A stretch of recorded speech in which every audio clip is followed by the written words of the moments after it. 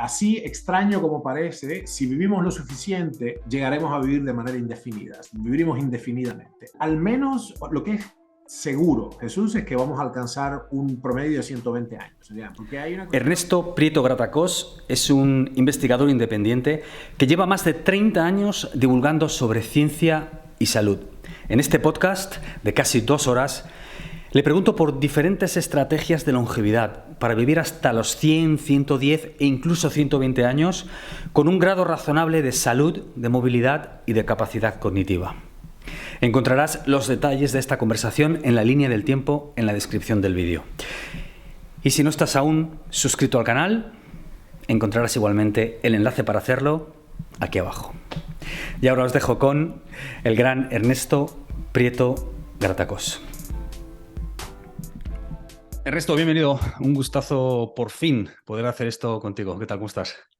Pero encantado, como te digo, un honor y un gusto. Es impresionado además por lo que he conocido de vuestro trabajo. La verdad es que es impecable como lo han hecho y con la energía y con la excelencia con la que lo han hecho. Para mí, imagínate, es una oportunidad increíble que esto que hacemos la gente, los nerds metidos en la Torre de Marfil, de pronto se pueda salir al mundo, donde realmente la ciencia tiene que estar, en el uso humano. Así que te agradezco infinitamente esta oportunidad.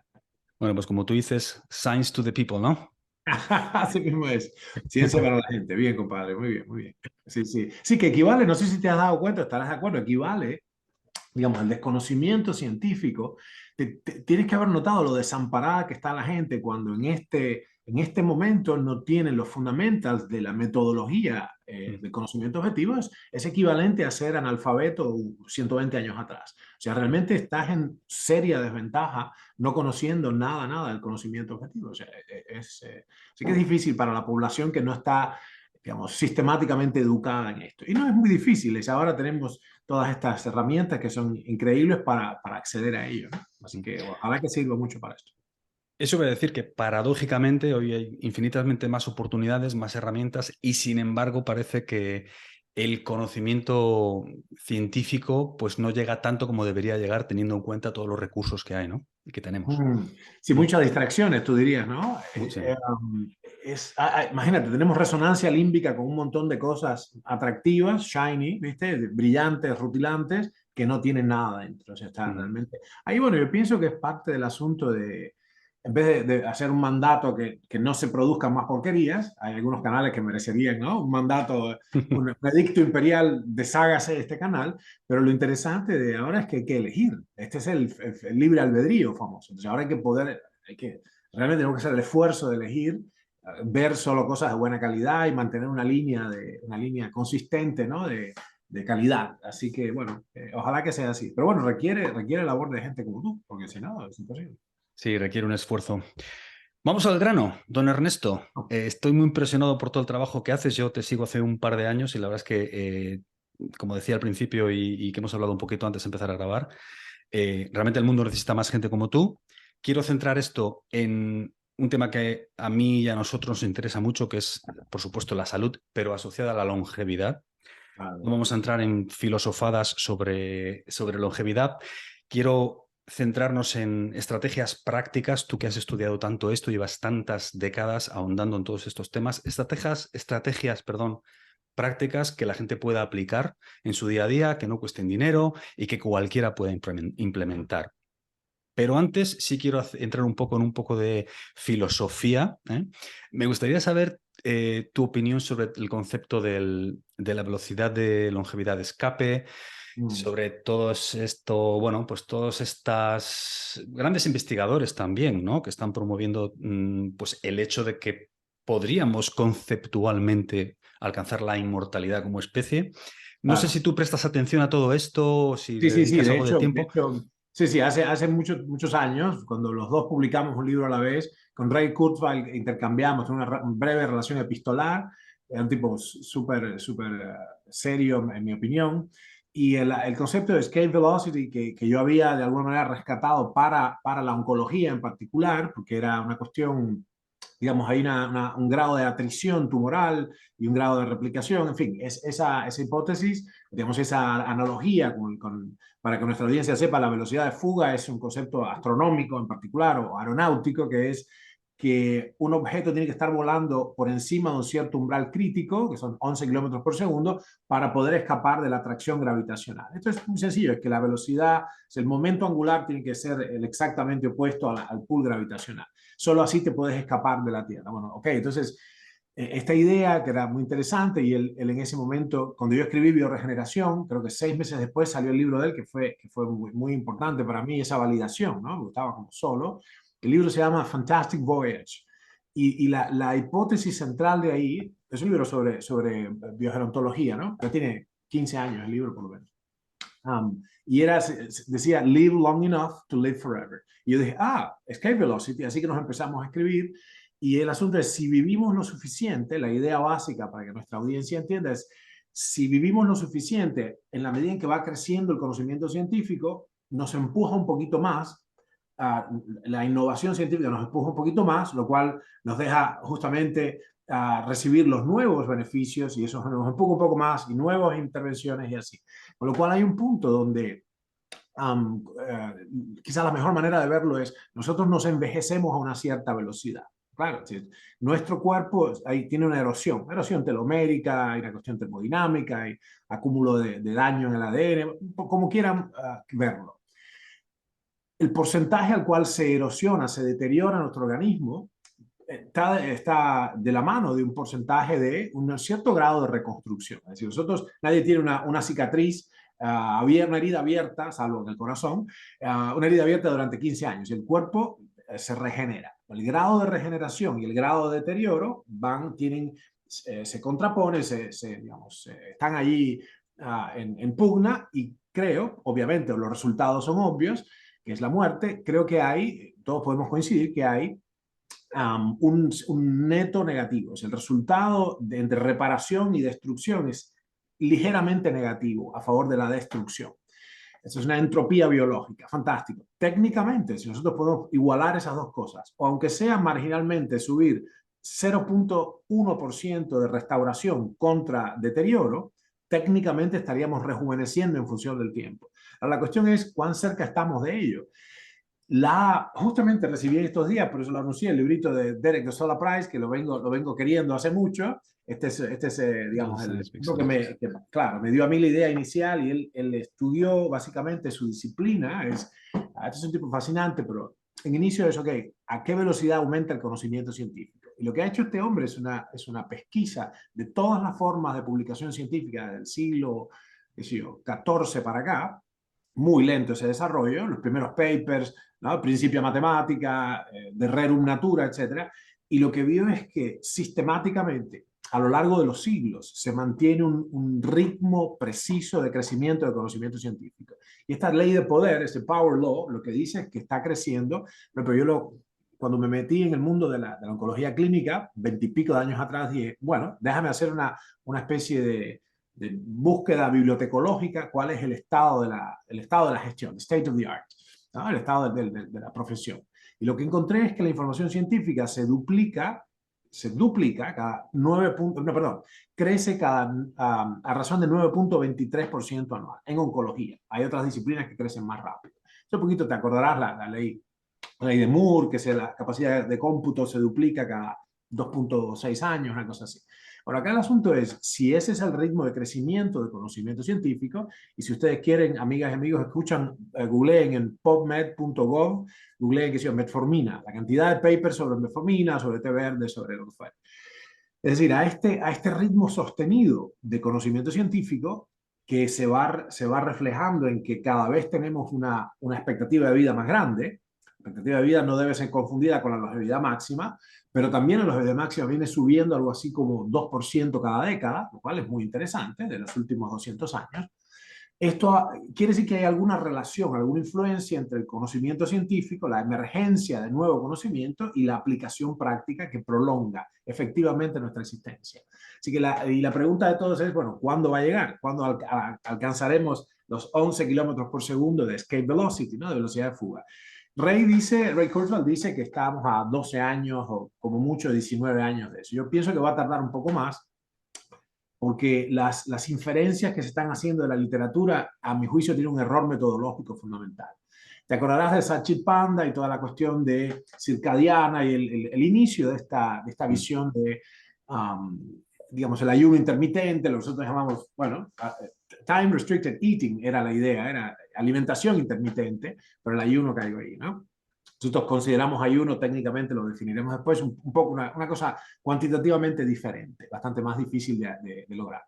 Pero el punto es que hay unos errores metodológicos basados en no considerar, o sea, unas inferencias no justificables de la observación de ciertas intervenciones en ratoncitos y en anélidos y en moscas para la especie humana. Y la diferencia está en que nuestra tasa metabólica basal es mucho más lenta que la de las especies pequeñas. Con lo cual, las intervenciones que hemos hecho en el laboratorio en especies pequeñas, que prolongan dramáticamente la existencia, 50%, 38%, etcétera, no son igualmente replicables en la especie humana. O sea, las condiciones de replicación son arduas. Es decir, nosotros, por ejemplo, yo he hecho ayunos de 21 días en condiciones controladas. Chicos, no hagan esto en casa. Con mis médicas y médicos, mis bioquímicos, mis farmacéuticos, con un equipo de gente que me quería y me observaba a diario, hice 21 días absolutos sin comer, limpiar el intestino, todo, the whole shebang. Y solo perdí 600 gramos por día en promedio de masa efectiva, no líquidos, etcétera. ¿No? Hay una fluctuación ahí, una desviación estándar, pero en promedio perdí 600 gramos. Con lo cual, bueno, qué sé yo, perdí un grupo de kilos que equivaldría a algo así como al 9% del peso que yo tenía en ese momento. 21 días sin comer para el 9% de la masa corporal. Un ratoncito pierde el 10% de su masa corporal en un día y medio de ayuno. O sea, si lo hambreas mucho más, directamente lo matas, lo liquidas. Cuando ya pierde el 40% del carcass, muere de falla multiorgánica. Teóricamente tiene una reserva calórica en los músculos y los tegumentos y la grasa un poco mayor, pero nunca llega a ser así, nunca llega a consumir todo eso. Así que bueno, hay un problema de esto, la calorimetría de esto está muy clara. Entonces, lo que yo pienso es que se han apurado. Yo creo que por wishful thinking, ¿no? De Ray Kurzweil y todos, y Peter Diamandis, que quieren que esto sea más pronto. Yo pienso que va a tardar un poquito y que probablemente requiere, lamentablemente para nosotros que ya no tenemos 20 años, requiere, al menos al inicio, un nivel más alto de preservación, o sea, menos deterioro. O sea, esto puede ser más fácilmente aplicable en veinteañeros que en personas que ya tengo 55 ahora y pico, 55 y medio, entonces yo tengo ya mucho más daño acumulativo y las posibilidades de despertar, asumiendo que estas técnicas se traten de células madre pluripotenciales y otras cosas, ¿no? O restauración de la longitud de los telómeros, yo tengo menos probabilidades de hacer eficaz una tecnología ahora existente que son mis hijas, por ejemplo, que tienen sus veinteañeras, ¿no? Las tres. Así que bueno, yo pienso que hay un poquito más de demora. Todos pero especulamos. conceptualmente sí crees que llegaremos ahí. Oh, absolutamente, absolutamente. Así extraño como parece, si vivimos lo suficiente, llegaremos a vivir de manera indefinida. Viviremos indefinidamente. Al menos lo que es seguro, Jesús, es que vamos a alcanzar un promedio de 120 años. Porque hay una cuestión que es el límite de Hayflick y tiene que ver con la cantidad de replicaciones posibles en total para las células de una especie. Acá está el guardián de los telómeros, ¿no? Guardián del umbral, pero yo pienso que el límite de Hayflick es una pared muy importante que va a requerir una cosa es llegar a la Luna y otra es establecer una colonia en Marte. Es 2 órdenes de magnitud más difícil, más complejo y por tanto más improbable. Definitivamente la humanidad en pleno puede aspirar a, si no hay otros rollos, digamos, si no hay accidentes que destruyen la totalidad irreparablemente la maquinaria, sí, a vivir 120 años, 123 también. Y esto, bueno, Leonard Hayflick se revolcará en su tumba porque le superaron el límite, pero después es la otra batalla, ¿no? Lo cual nos trae un montón de problemas. Digamos, es un problema que queremos tener, pero caramba, que va a ser difícil que en el planeta la gente básicamente no muera, ¿no? ¿Cómo se sostiene eso? Sí, al final, a diferencia de lo que tanto se repite, quizá el problema no sea la superpoblación, sino la underpopulation, ¿no? Al final, ¿puede ser que el problema sea el contrario? Sí, mira, estoy hace rato en problemas con eso porque, de hecho, hemos publicado una serie de análisis llamada La pesadilla de Malthus, se llamaba ese material, porque yo tengo una extraña perspectiva del asunto demográfico. Para establecer quizás las bases, primero Jesús, nuestra audiencia requeriría saber primero que existe una transición demográfica bien descrita, que es que el promedio de las familias humanas tenía muchos hijos, es decir, creaban hijos durante todos los años de la edad fértil. La tasa de mortalidad era enorme, o sea, de 9 hijos te quedaban 2, una cosa así. Y entonces pasamos de tener a una inmensa, o sea, muy prolíficos, decenas de hijos en algunos casos, una inmensa tasa de mortalidad, a de pronto en épocas modernas tener cada vez menos hijos por cada 2 personas que se juntan, o sea, el ratio de la tasa de natalidad fue bajando, y teníamos una mayor supervivencia, mucho mayor, o sea, la cantidad de muertes por cada 1.000 nacidos vivos cayó estrepitosamente en el siglo XX, estrepitosamente. Y entonces acá el asunto es que, de acuerdo con Thomas Malthus, uno de los problemas más serios es que confrontaba a la humanidad es que los periodos de bonanza económica producían una explosión demográfica, y esa explosión demográfica rápidamente consumía los recursos recientemente creados y volvía a sumirnos en la inanición, en las enfermedades, digamos, la muerte por hambre, digamos, las dificultades económicas, que ponían un coto a la propia proliferación humana. Lo que ha venido pasando, esto lo sabe todo el mundo, es que la población humana se ha venido duplicando firmemente cada 40 años, el doubling time es 40 años, más o menos unos pocos. Bueno, esto lo hicimos hacia atrás, lo medimos hacia, qué sé yo, en las Américas. Esto se cumple casi con un 2% de error hasta el primer censo conocido, que fue el de Domingo Faustino Sarmiento, y ese cumple perfecto, ¿no? Es decir, la población humana se venía duplicando, ¿no? Esa regresión se puede hacer y de pronto entonces, si la haces al revés, dice, bueno, hay un punto donde la Tierra, digamos, si cada 40 años se duplica, quiere decir que en el 2060 vamos a hacer, ¿cuánto sería? 16.000 millones de habitantes. La pregunta que nos hacemos las personas que estamos en la biología, la ecología, es ¿cuál es la capacidad de carga del ecosistema llamado Tierra? O sea, esta nave espacial, ¿eh?, que está haciendo sus movimientos en el sistema solar, tiene una capacidad de carga. Esto tiene una letra que nosotros ponemos que es K, Carrying Capacity, es una constante conocida. Todo ecosistema tiene una capacidad limitada, finita, de alojar seres vivientes, por una cuestión termodinámica. Entonces, K, la capacidad de carga del planeta Tierra, yo la calculo en alrededor de unos 9.500 millones de personas. 9.000, o sea, 9.5 billion, no es infinita, ¿ya? Y aquí el asunto está más complejo porque lo que tenemos acá ahora es un population crunch, es decir, los números van creciendo. Es verdad que el número total de la población crece, pero simultáneamente se está dando un decrecimiento, de hecho, lineal de la tasa de natalidad.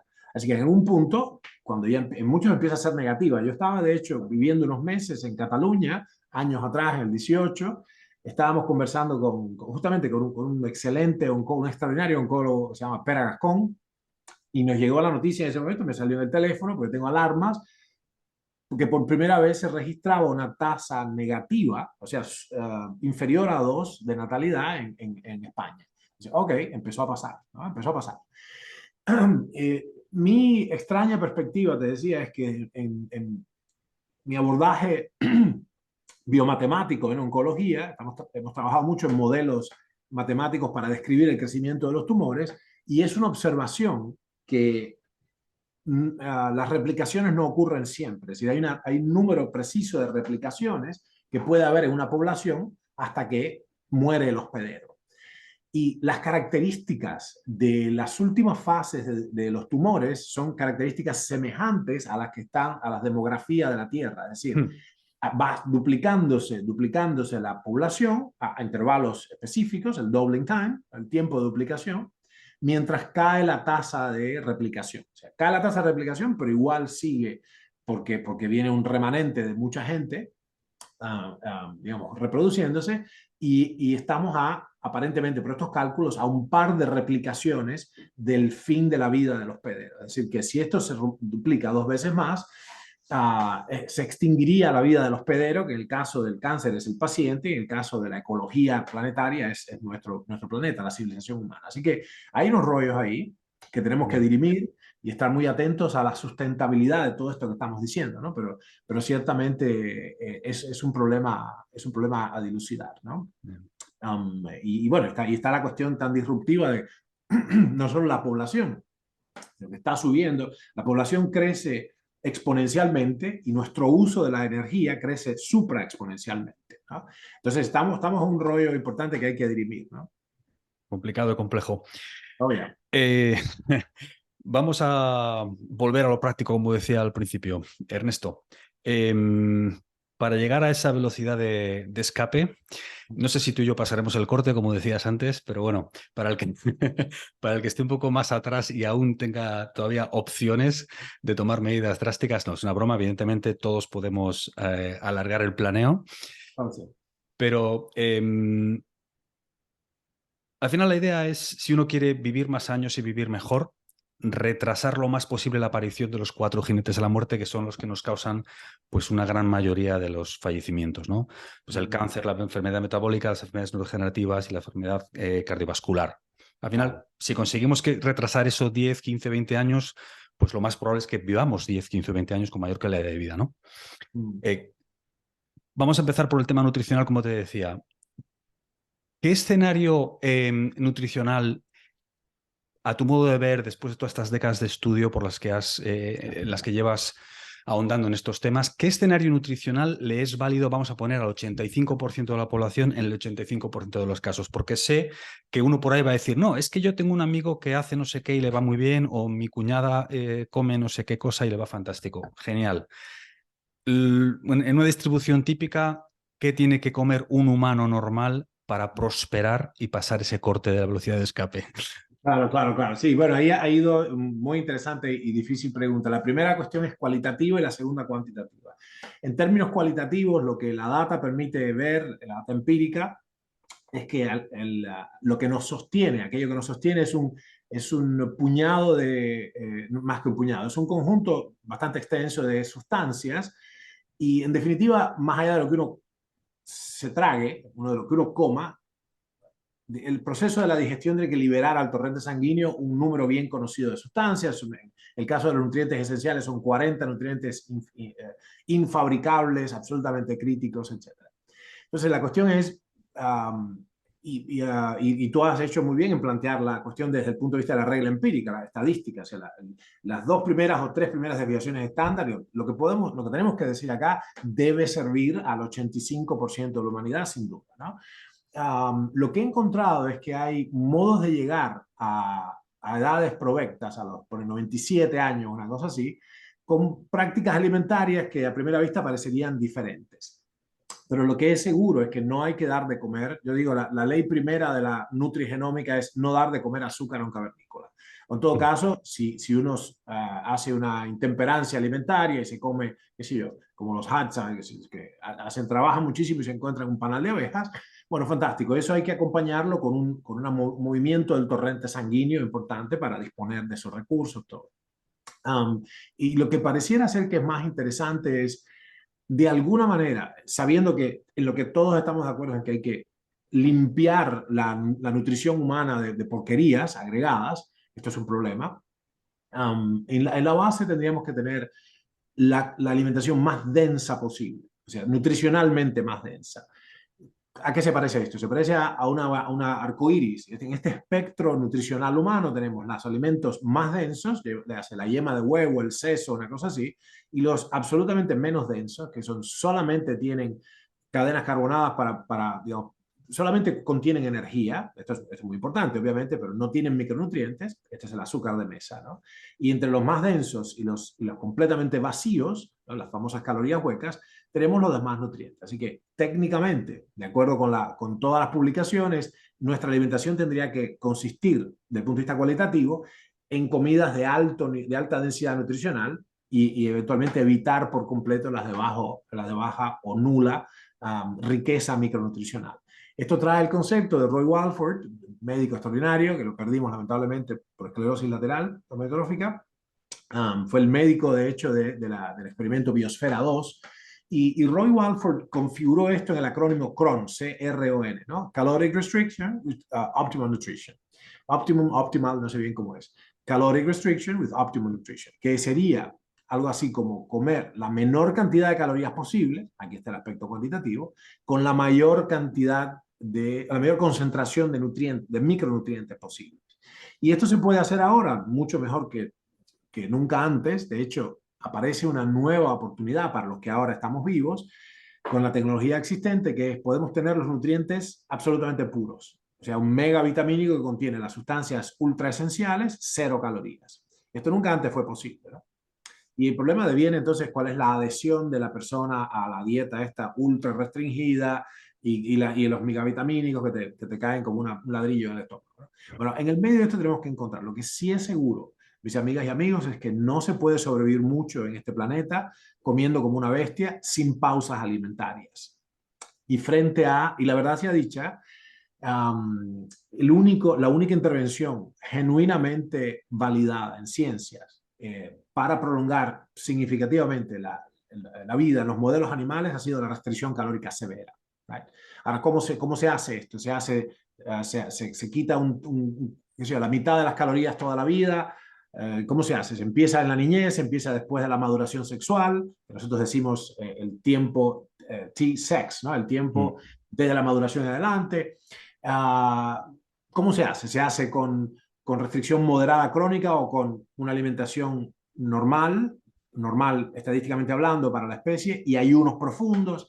Pues lo que encontramos en nuestro laboratorio es que, al menos para la especie humana, es mandatorio hacer ayuno profundo. Y que la restricción calórica moderada crónica, con todos los beneficios que da, que realmente es increíble, la restricción moderada crónica le hace one meal a day, 16-8, etc. Estos recursos que realmente yo pienso han revolucionado la salud pública, y ese beneficio se va a sentir en la próxima década, sin dudas, en la morbimortalidad. No, digamos, nos hacen alcanzar un número mayor de humanos, alcanzamos la longevidad, perdón, la expectativa de vida, digamos, mejor, pero no necesariamente te empuja a los niveles estratosféricos que estamos queriendo estudiar. Es decir, empujar la longevidad máxima de la especie humana, sobrepasar los 97, digamos, requiere ayuno profundo. ¿Y por qué es esto? Pues lo que vimos, esto otra vez retrotraernos al diferencial de la tasa metabólica, lo que vimos es que en los humanos, para que se produzca autofagia, y todo el secreto parece ser la autofagia, un complejísimo método de supervivencia en condiciones de hambruna, necesitas estar varios días incluso sin comer. Para algunos fenotipos, tú eres un tipo súper saludable, atlético, lo que te he visto hacer es increíble, tú creo que entras en cetosis completa, en cetosis franca, cetosis fisiológica, definida por tener 3-4 milimoles por litro de cetonas y 50 o 60 de glucemia, te debe costar 36, como mucho 48 horas. ¿Right? Y ahí empieza la fiesta. El asunto es que la gente confunde la restricción calórica con la autofagia. Y las dos cosas no necesariamente son lo mismo. Es más, se puede estar en cetosis porque técnicamente estás quemando más grasa y estás en pronunciado y sostenido déficit calórico, y no estar en autofagia.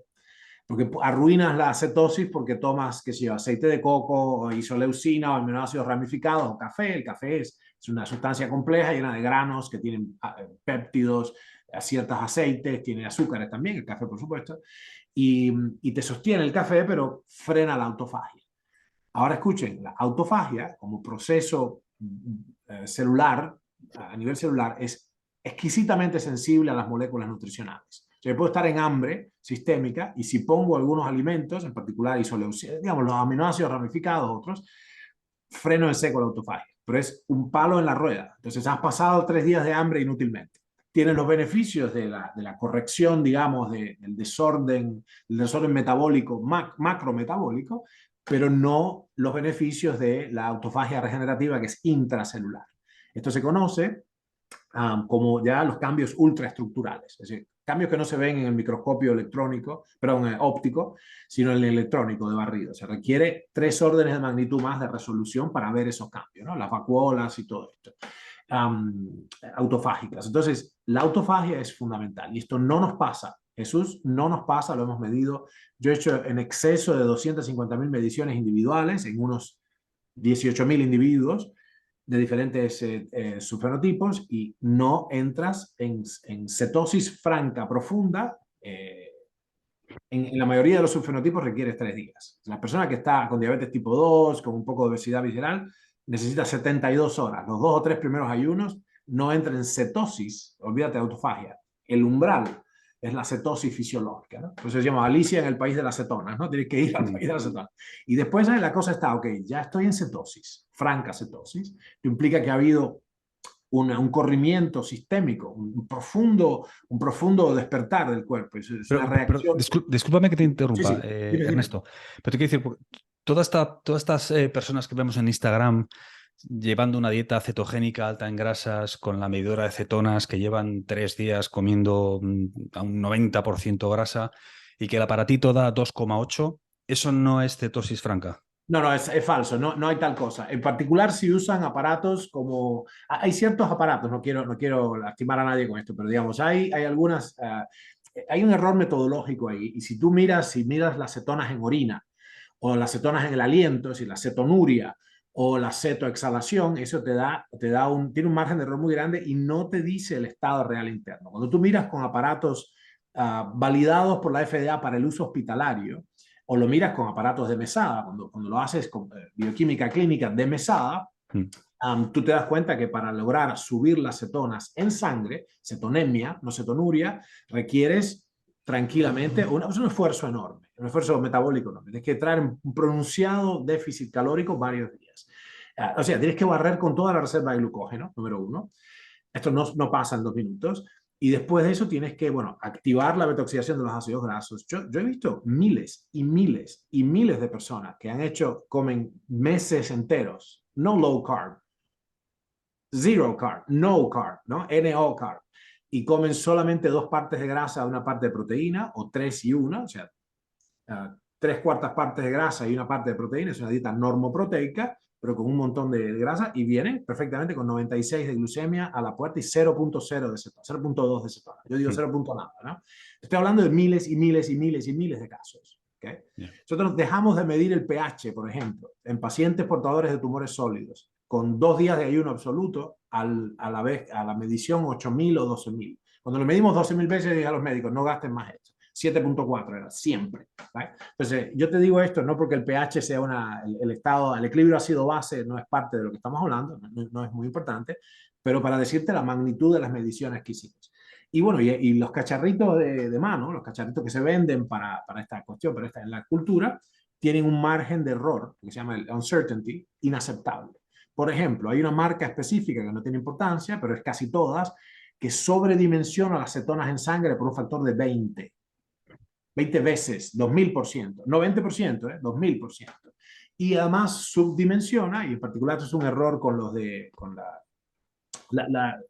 digamos, hay plataformas que son muy robustas, que fueron creadas para el manejo del diabético seriamente descompensado, y con eso no hay, el margen de error es 4%, y hay otras que son unos aparatejos que no. Así que la famosa dieta cetogénica, que nosotros hacemos en el entorno clínico hace 27 años, o sea, no es que, y yo la he estudiado en el Ártico canadiense, con los cazadores inuit que comen solamente foca cruda, ¿no?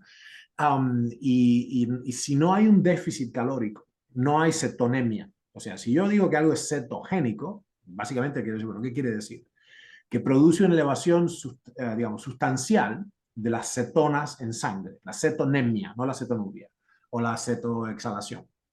Um, y eso no sucede así nomás, no sucede si comas solo grasa. Si lo que comes es suficiente. ¿Por qué es esto? Porque nuestro hígado tiene la capacidad de fabricar azúcar de nuevo, la síntesis de nuevo, como tú sabes, la gluconeogénesis, y lo hace, y nunca la glucemia es cero. Y si tengo superávit calórico, puedo comer solo grasa, olvídate de aminoácidos glucogénicos, nada, grasa pura, y puedo perfectamente tener 78 de glucemia, ningún problema. ¿Vale? Lo que no tengo son picos, pero tengo el hígado sigue fabricando, digamos, azúcar. Así que esto ubica o requiere que la persona haga, cuando dice tengo una dieta cetogénica, tiene que designar muy bien en el entorno experimental seguro, ok, ¿qué exactamente qué quieres decir con esto? ¿Cuál es la definición cuantitativa? ¿Cuál es el ratio glucosa-acetona? Um, ¿En qué fluido lo vas a medir?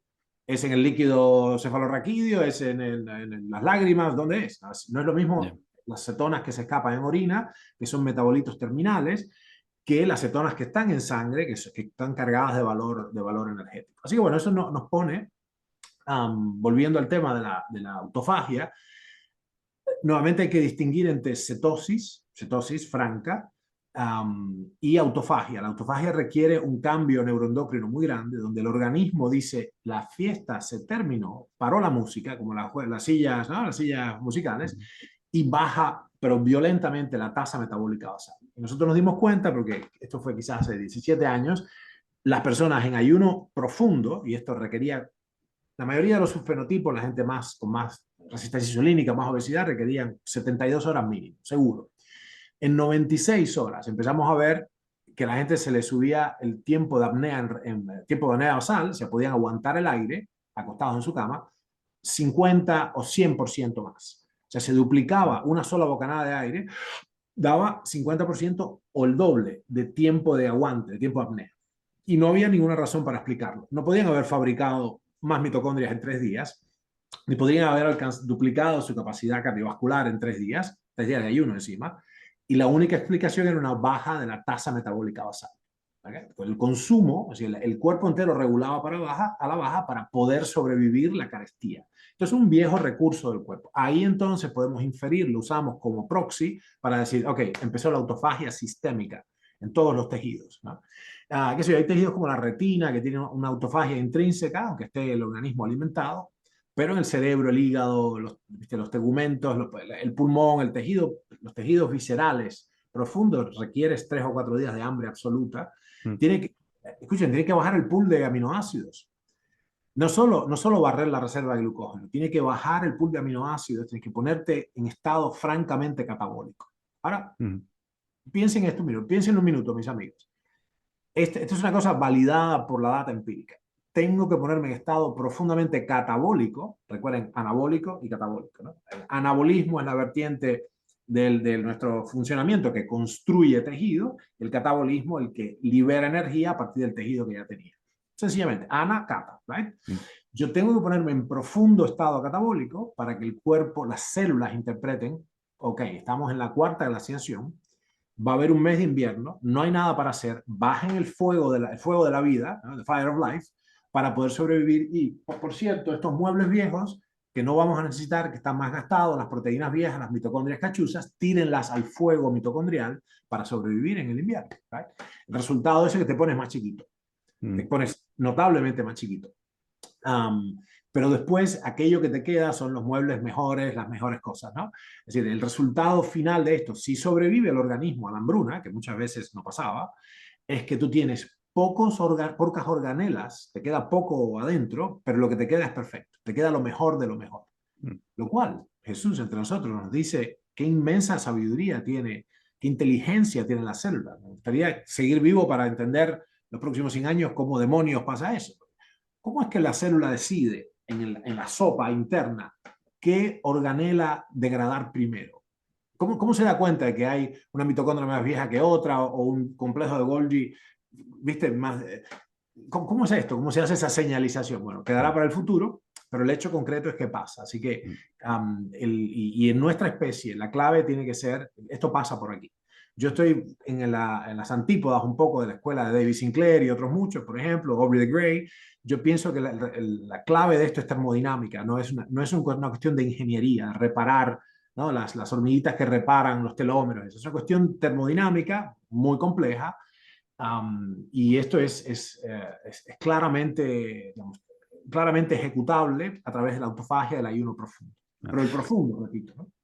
Me gustaría ahora ahondar en cuál sería un escenario tipo para una persona, pues como yo, por ejemplo, o alguien que quiere llegar a esos niveles que hablábamos antes, digamos, un protocolo anual, vamos a decir, de ayuno profundo. Pero antes de eso, entonces, me gustaría, para cerrar, digamos, el capítulo de la nutrición y sobre todo del ayuno intermitente o del time restricted feeding, como decías tú antes, que efectivamente el concepto de ayuno se ha colado ahí, pero no debería estar ahí, ¿verdad? Es lo que interpreto que vienes a No, decir. claro, tenemos Es que ponernos de nomenclatura, acuerdo en la terminología.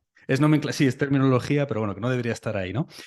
Entonces, no me ha acabado de quedar claro del todo, Ernesto, si tú vienes a decir que lo que llamamos ayuno intermitente, básicamente, más allá de una limitación de ingesta calórica, no tiene ningún efecto, es lo que entiendo que No, no, no vienes, ningún ¿no? efecto. Es que no es capaz de, o sea, que no debemos pensar que con restricciones moderadas crónicas, le hace ayuno intermitente, Sí, se van a obtener los mismos resultados experimentales, que son dramáticos, por cierto, en la especie humana. La razón de esa es la ley de Kleiber, es la tasa metabólica basal declina en función, o sea, crece en función del tamaño, pero no crece linealmente, sino correcto, sublinealmente. En otras palabras, un elefante tiene un metabolismo muchas veces más lento, centímetro a centímetro, libra por libra, que un ratoncito. ¿Sabes? correcto. Entonces, no podemos esperar que las mismas restricciones, que son violentamente, dramáticamente eficaces Sí, en es especies exponencial, menores. son órdenes de magnitud mayor, ¿no? Sí, sí, sí, es increíble, Vale, increíble. Y esto está hecho, esto se cumple, por cierto, a lo largo de 26 órdenes de magnitud, desde las bacterias hasta los cetáceos, la ballena azul. Si esto es una ley férrea de la biología, se llama la ley de los tres cuartos, la ley de Kleiber. Entonces, honor a quien honor merece, las estrategias de restricción calórica moderada han probado ser muy eficaces para frenar el deterioro metabólico de la población urbana, pero una cosa es con guitarra y otra con guayaba en barra, como decían la isla de Cuba, en mi islita natal, para lo que nos interesa acá, la prolongación así ya extrema de la longevidad máxima humana requiere intervenciones mucho más profundas. Y además, aquí la primera cosa es, no es lo mismo Jesús que Ernesto, que María, que Juan. ¿Sí? Y hay no uno, no dos, hay claramente por lo menos 8 subfenotipos humanos, 8 subgrupos humanos discernibles. No es lo mismo una joven atleta recién que empezó a menstruar, un atleta preadolescente que tiene, qué sé yo, 14 años, con un 19 de IMC, con las hormonas que se le salen por acá y que hace, qué sé yo, jabalina, que un señor mayor de 84, que tiene la próstata así, que tiene la cintura, tiene un IMC de 34. Entonces, hay, y la aplicación o sea, lo que vamos a decir ahora, tú me has pedido una especie de abordaje anual, nuestra audiencia tiene que entender que necesariamente es una generalización muy vasta y que la aplicación personal de eso requiere ulteriores discernimientos, ¿no? Yo no puedo aplicar lo que para ti es extraordinario, para otra persona es inútil y a un tercero lo liquida, ¿no? Vamos a utilizar esto entonces como un asesoramiento personalizado para Jesús. Muy Vamos a bien. imaginar una persona de 50 años, más o menos atlético, que más o menos lleva un estilo de vida en línea con lo que acabas de decir, alta densidad nutricional, cero procesados, cero ese tipo de alimentos que decíamos que hay que eliminar. No Eh, fumador. no fumador, por supuesto, actividad física diaria, buenos parámetros, bien, arriba del percentil. Ese caso Perfecto. hipotético, en ese caso Bien. hipotético, ¿cuál sería para alguien así, y bueno, más o menos, qué tipo de protocolos? Yo esto es algo en lo que he intentado investigar en profundidad, pero no he llegado a nada concluyente para mí. Es decir, estamos hablando de 4 ayunos de más de 4 días al año, estamos hablando de una semana cada X. ¿De qué estamos hablando aquí para alguien como yo? Bien, bien, bien. Puede ser. Bueno, la primera cosa es, vamos a empezar a hablar del umbral hacia atrás. Es decir, para todas las personas que escuchan, más allá de que esto es para Jesús, lo importante acá, lo que podemos decir que es aplicable a nuestra especie es cuántos días de autofagia efectiva tienes por año. Y sería una cosa así como por lo menos para poder repararse unos 4 días, 4 jornadas consecutivas, consecutivas o no, pero no importa, ahora me expreso sobre eso. 4 jornadas de autofagia efectiva, sistémica, profunda, 4 veces por año. O sea, 4 jornadas de autofagia efectiva en cada estación. Esto es lo mínimo minimorum. Ahora, la cuestión es, bueno, ¿cómo yo llego? Quizás debería haber antes que eso, realmente una falla mía, perdón, debería haber expresado que el criterio central de esta escuela de pensamiento en la que nos hemos basado, que mi laboratorio trabaja, es que hay una ley descubierta por Rubner en 1908, que es que el expendio calórico total de un individuo es inversamente proporcional a la longevidad de su existencia. ¿Okay? Entonces, en otras palabras, si bajo la tasa, no la tasa metabólica solamente, el expendio total, prolongo la longevidad máxima. Lo cual equivale a decir que tenemos una especie de batería, que hay un quantum de energía que nos es dado, ¿no? En biología estoy cometiendo un montón de errores juntos, ¿no? De pecados, pero imagínense que yo agarro, como si fuera un cucharón, agarro un poco de vitalidad, te lo vierto y eso que tienes es tu vida útil. Como un poco como los autos, ¿no? Es decir, un auto puede hacer 500.000 kilómetros y los va a hacer en 3 años, si es Uber, 8 turnos, 3 turnos cada 8 horas, o más largo si es un auto de fin de semana. Es decir, el kilometraje que tenemos hay que gastarlo más despacio. Así que con esa noción básica, la noción de que el expendio calórico es inversamente proporcional a la duración de la existencia, la cosa sería que tú tienes que estar de la mejor manera, pero no te debes pasar de horas de funcionamiento, no debes entrenar de más, esto pone un techo al entrenamiento. El entrenamiento es, vamos a aclararlo rápido, una forma de medicina, plain and simple. Como dice Dan Peña, full stop. ¿Ah? Es una forma de medicina. La pregunta viene, ok, ¿cuál dosis de ese medicamento llamado power training uso? Bueno, el concepto, entonces, hemos hecho énfasis en el concepto de ejercicio mínimo efectivo. Y esto es la cantidad mínima efectiva de entrenamiento de fuerza que te arma para que tú puedas hacer frente a las acechanzas de la existencia, ¿no? Físicas y químicas, pero más que eso no. Porque donde quiera que tú haces gasto, requiere reposición calórica. Si vas a mantener tu peso, si gastas 100, tienes que ingresar 100 o te vas achicando. Y cada vez que tú ingresas calorías, ¿qué estás haciendo? Estás consumiendo tu reserva vital. Es el exacto opuesto de la restricción calórica. O sea, en los modelos animales, hasta cierto punto de hambre, donde el animal se depaupera y se destruye, el que menos calorías recibe, el que menos calorías gasta, no, perdón, el que menos calorías recibe es el que más vive. Después podemos hablar de los experimentos con, digamos, de gasto calórico con respecto al frío, la exposición al frío, que es confuso, porque tiene que ver con la grasa parda y hay una disipación de calor que no te lastima la longevidad. Al derecho, parece que ayudara un poco a vivir más el frío, ¿no? Y entonces el punto es acá cómo hacer que tú, en esta descripción de la receta, es, ok, necesito varias jornadas de autofagia por cada estación del año, más o menos.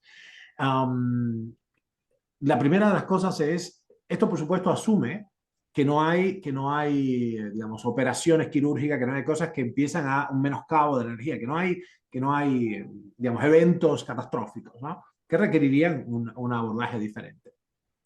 La otra cosa que hace falta es entonces estructurar tu actividad para tener la biomasa suficiente, le hace, no se puede tener osteopenia y no se puede tener sarcopenia, y eso requiere entonces que tú pongas un techo. Nosotros lo hacemos muy fácil, hacemos, ok, tengo que entrenar todos los días que pueda, mínimo 5 de cada 7, fuerza, no hay que gastarse en hacer otra cosa, porque gasto, ¿ok? El gasto es el enemigo acá. Idealmente, por esto que acabo de decir, habría que vivir acostado. Y alcánzame aquello, ¿viste? Hablar lo menos posible, que gastes. Los taoístas decían, estate ahí como un leño, no gastes nada, no te exaltes, no te nada, quédate, porque el que, como una tortuga, nosotros hemos estudiado los Galápagos, porque el que menos gasta es el que más tarde muere, ¿no? Entonces, ok, ¿cómo hacemos? Necesito no pasarme de rosca. Entonces decimos el ejercicio mínimo efectivo es ejercicio de fuerza, 5 de cada 7 días, con 30 minutos es suficiente, pero tú no violas un umbral que es el doble de la frecuencia cardíaca en reposo.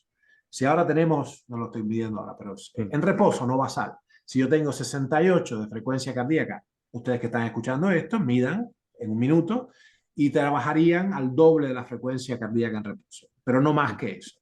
Para una persona de 30 años, la regla más o menos es las pulsaciones máximas de trabajo están cerca de 220 pulsaciones menos la edad. O sea, el número 220, uno le resta 30, que me queda 170, ¿puede ser? Yo, las aritméticas no son lo mío.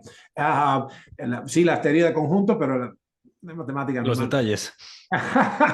Entonces, bueno, ok, por esta regla, desde la perspectiva atlética, desde la perspectiva superfuncional de romper récords y de ganar guerras, tendría que trabajar esa persona, ese joven atleta, a 170 pulsaciones por minuto. ¿Right? Desde el punto de vista biogerontológico es una barbaridad. ¿Okay? Es una barbaridad porque el inmenso gasto que esto supone te acorta la existencia y produce daño muy difícil. Entonces, ok, Tengo que bajar esto y ponerle un techo al expendio. Así que ahí tenemos dos valores fundamentales. Sobre la base de un concepto que es la L, ¿no? El expendio calórico total es inversamente proporcional a la duración del sistema. Entonces tengo, necesito hacer autofagia. De hecho, es interesante, más allá del punto de vista termodinámico. Mírenlo así. Un día entero de autofagia da 3 días más de vida. Fíjense que no digo ayuno, digo autofagia. Entonces la cuestión, ahí todos estamos igualados. Todos los seres humanos necesitan como mínimo 4 jornadas absolutas de autofagia por cada 3 meses del año. Ahora, el punto es que algunas personas van a necesitar 5 días de ayuno para empezar la autofagia y otros 1 día y medio, una cosa así. ¿Right? Es decir, esto empieza a contar no días de ayuno, no días de hambre, días de autofagia. Un individuo obeso con muchísima resistencia insulínica va a requerir 3, 4, 5 días, incluso hemos visto en los fenotipos más resistentes, 96 horas o más, 108 horas de ayuno absoluto para que se declare la autofagia. Y ahí empiezan a contar 1, 2, 3, 4. ¿Right?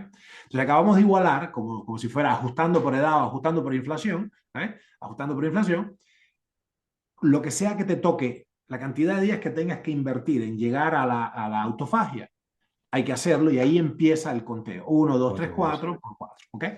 Así que esa es una cosa muy importante.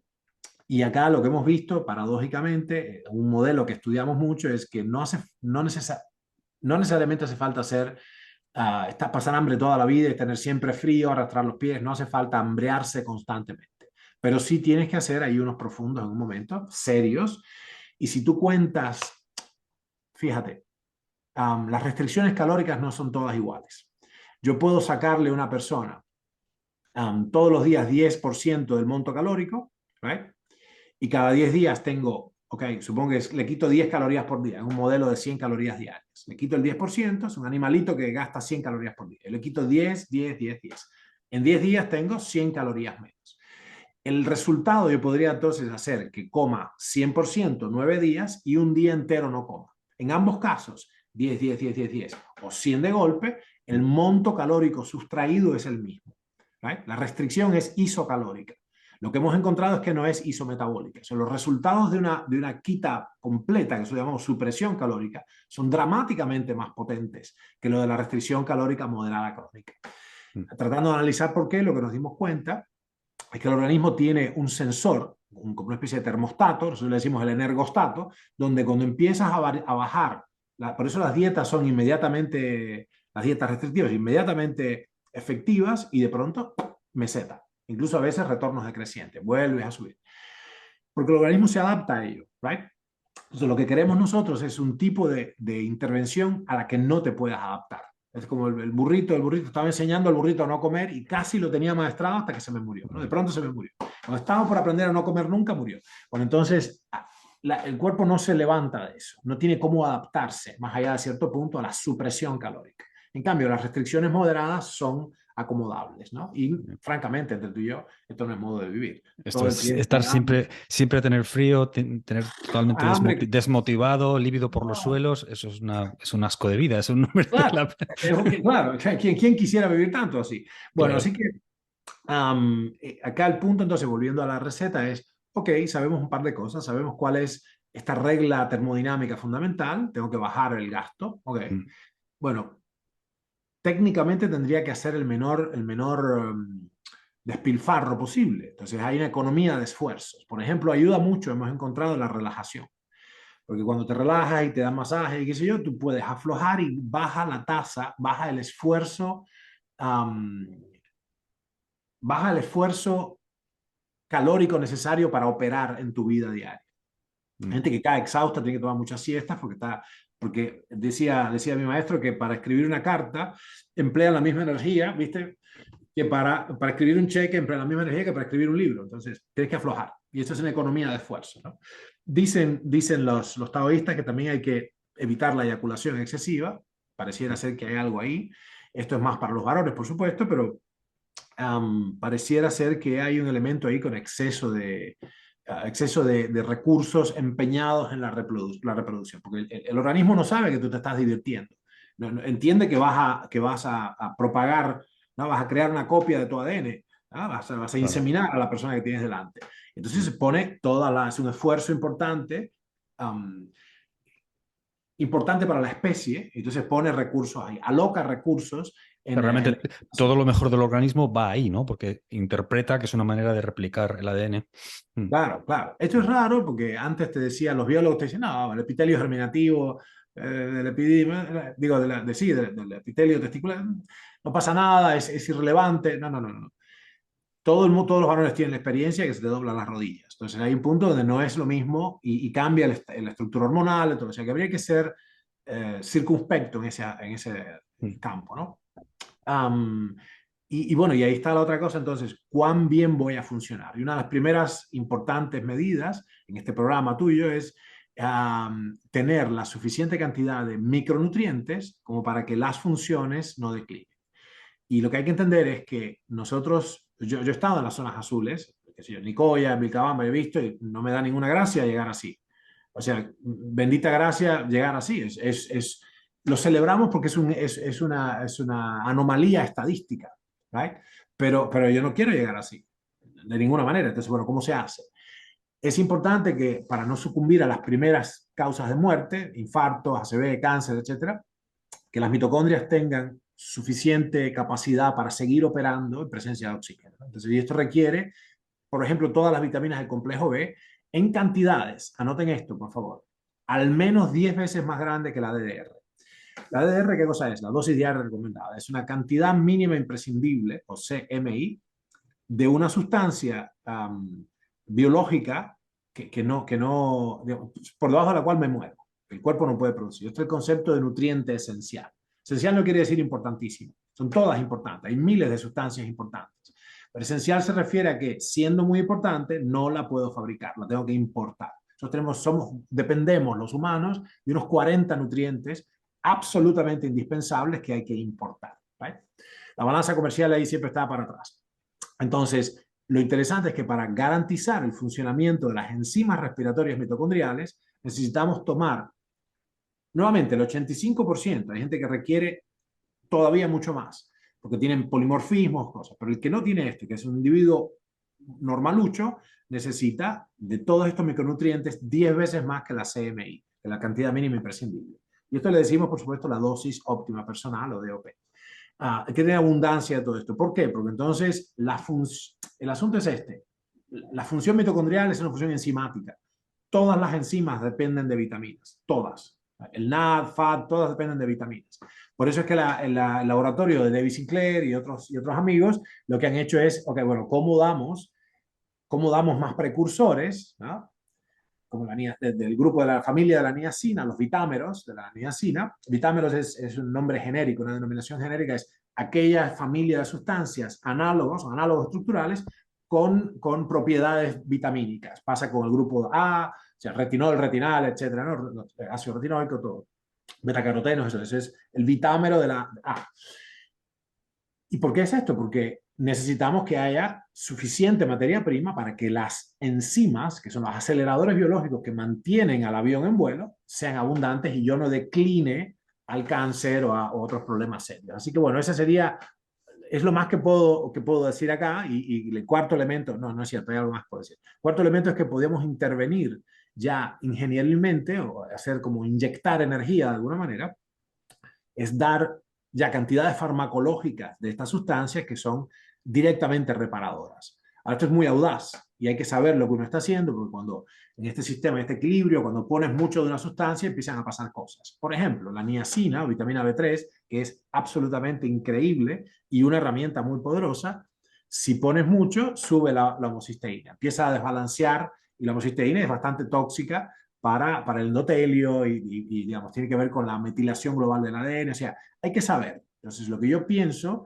y aquí viene una crítica mía concreta, lo que yo pienso es que la disciplina biogerontológica, por razones de la dinámica de las ciencias, está buscando soluciones patentables. ¿Verdad? Y no necesariamente, no es muy gracioso lo que yo estoy diciendo. Lo que estoy diciendo es que hay que hacer ayunos, a quien le gusta eso, y que hay que tomar un montón de sustancias, casi en exceso de la DDR por un orden de magnitud o dos, y que esto no, digamos, tampoco le da gracia a nadie, porque ¿quién gana dinero con esto? Nadie. Eso te lo das al boticario de la esquina y dice, quiero esta lista de cosas que son genéricos, completamente, son impatentables, pues son fármacos huérfanos o son vitaminas. Entonces ahí empieza a haber un problema para la industria, porque la ciencia es muy cara, muy cara. Y si no hay si no hay un usufructo exclusivo del frasquito que yo tengo, ¿cómo le pago a mis inversores? Así que tenemos un intríngulis ahí Yeah. que recorrer, ¿no? Bueno.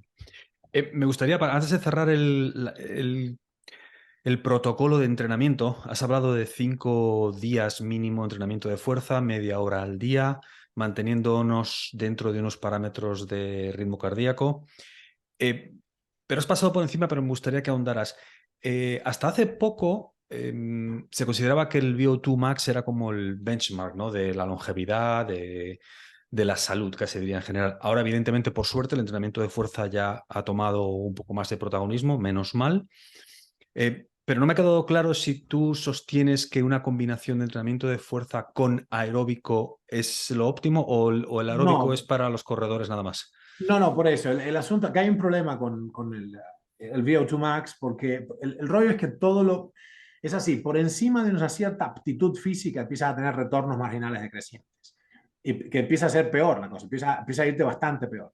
O no obtienes resultados o empieza a ir notablemente peor, que acorta la vida. Nosotros hemos estudiado mucho esto, los atletas de elite que han tenido unos consumos de oxígeno increíbles y tienen vidas más cortas, ¿no? Yo empecé a ser consciente de esto con Emil Satopek, el rayo, ¿no? El rayo, el relámpago checo, una cosa así.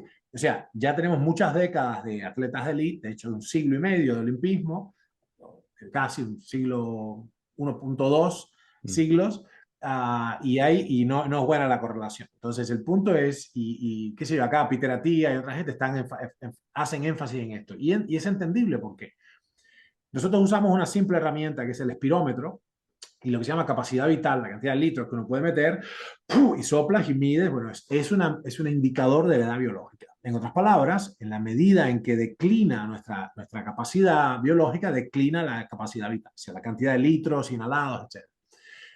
Pero esto no significa digamos, bombear o forzar, digamos, físicamente ese parámetro prolonga la existencia. Lo que sí hace, y esto es dramático, baja la mortalidad por toda causa.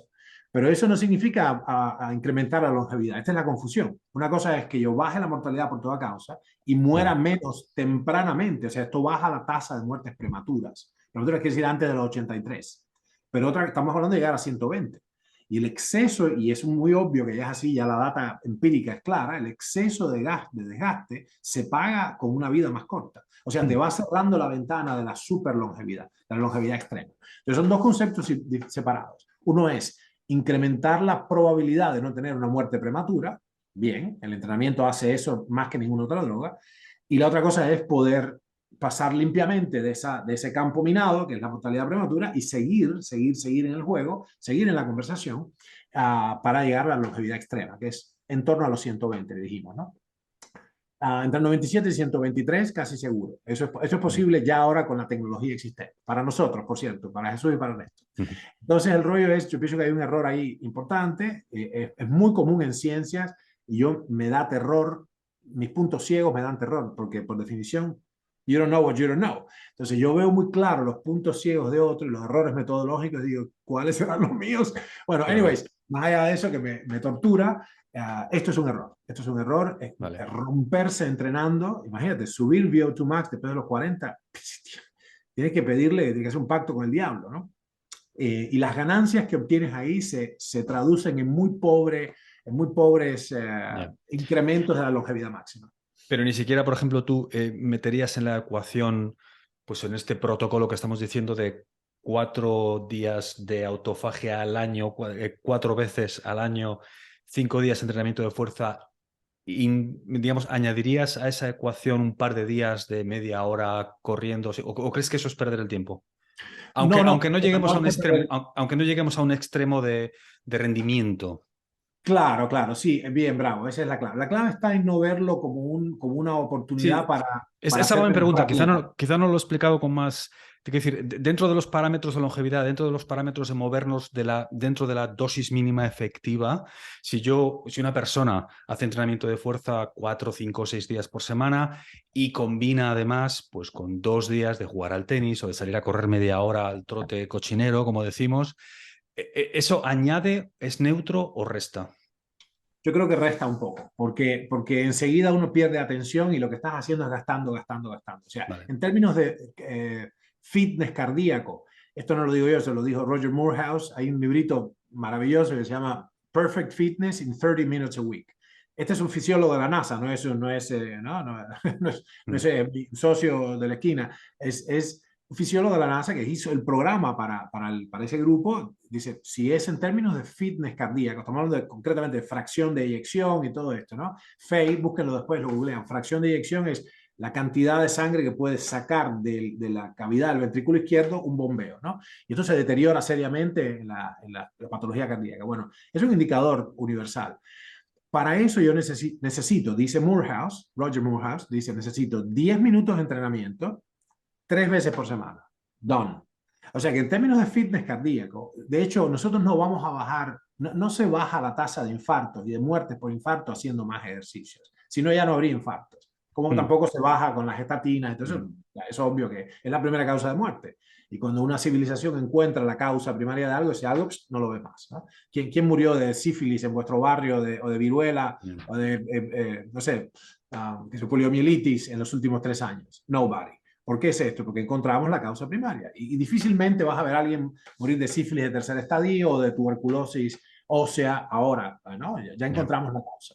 Entonces, lo que yo creo que habría que hacer y que sería bueno es, para compensar el entrenamiento de fuerza, es un entrenamiento de como short sprints. Short quiere decir carreritas cortas, pero cortas, de 15 metros son suficientes por el engagement que trae al sistema nervioso central. O sea, hay un elemento que tiene que ver con La explosividad, ¿no? rapidez. Claro, la explosividad y la rapidez y la coordinación. ¿Por qué? ¿Pero por qué? ¿Cuál es la razón? No es para el fitness cardíaco, no es para que llegue más volumen de sangre al cerebro, porque esto ya está resuelto con lo otro que habías hecho. Pero es importante para esencialmente mantenernos, o sea, bajar las probabilidades de rompernos un hueso, quedarnos postrados en cama y, ¿viste? Y terminar con la fiesta. Las personas mayores de 60 años, la métrica es espantosa, esto ha circulado mucho entre nosotros, y es que si te fracturas la cadera a los 60, las chances de que tú te levantes de ahí y sobrevivas un año después de eso son del 50%. O sea, la mitad de las personas por encima de 60 años que se fractura la cadera no viven un año más después de ese evento. Entonces, ok, ¿qué te defiende de eso? Este tipo de trabajo que es como, digamos, es más interesante un sprint corto, volver y hacer esto y dar saltos, ¿no? Hacer trabajo. Trabajo pliométrico, ese tipo de Claro, trabajo de estabilización y todo esto, ¿no? claro. Por la sencilla razón, no fisiológica, sino motora, de que te mantiene on top. Porque la gente se cae y se rompe la crisma. Se matan cayéndose, ¿no? Entonces es un problema. Me acabas de dar una muy buena noticia, Ernesto, con eso del aeróbico. Y te he oído decir alguna vez que caminar, que lo de caminar, que no es sustitutivo tampoco del entrenamiento, que bueno, imagino que la gente que transmite ese mensaje viene a decir que para esa gente que no está haciendo absolutamente nada, pues mejor caminar que nada, ¿no? Pero más allá de eso, ¿crees que tiene alguna utilidad o que es simplemente una herramienta para distraernos y interactuar con el entorno? Pero desde su punto de Sí, vista sí. fisiológico, ¿vale para algo? Mira, ok, analicemos, está el perro acá queriendo participar. Analicemos qué pasa cuando uno camina. La cuestión es, habría que definir entonces, y esto, por cierto, yo entiendo quién es mi interlocutor, ¿no? Tú te operas en este nivel, pero a las personas que nos escuchan, recuerden que tenemos que definir cuantitativamente cada cosa de la que hablamos. No podemos, pareciera a veces que estamos discutiendo como en la Torre de Babel. Discutimos de algo que en realidad estamos como el diálogo de dos viejitas sordas que cada cual discute lo que le parece, ¿no? Entonces, en este caso, bueno, ¿qué pasa cuando yo camino? O básicamente, ¿qué quiere decir caminar? ¿Caminar a qué ritmo, no? Ok, ¿a qué frecuencia cardíaca? Entonces, en este caso, anoten por favor, evalúen la intensidad de vuestro trabajo, no con la carga externa que vuestro entrenador planifica, sino con el esfuerzo que me cuesta hacer esa carga.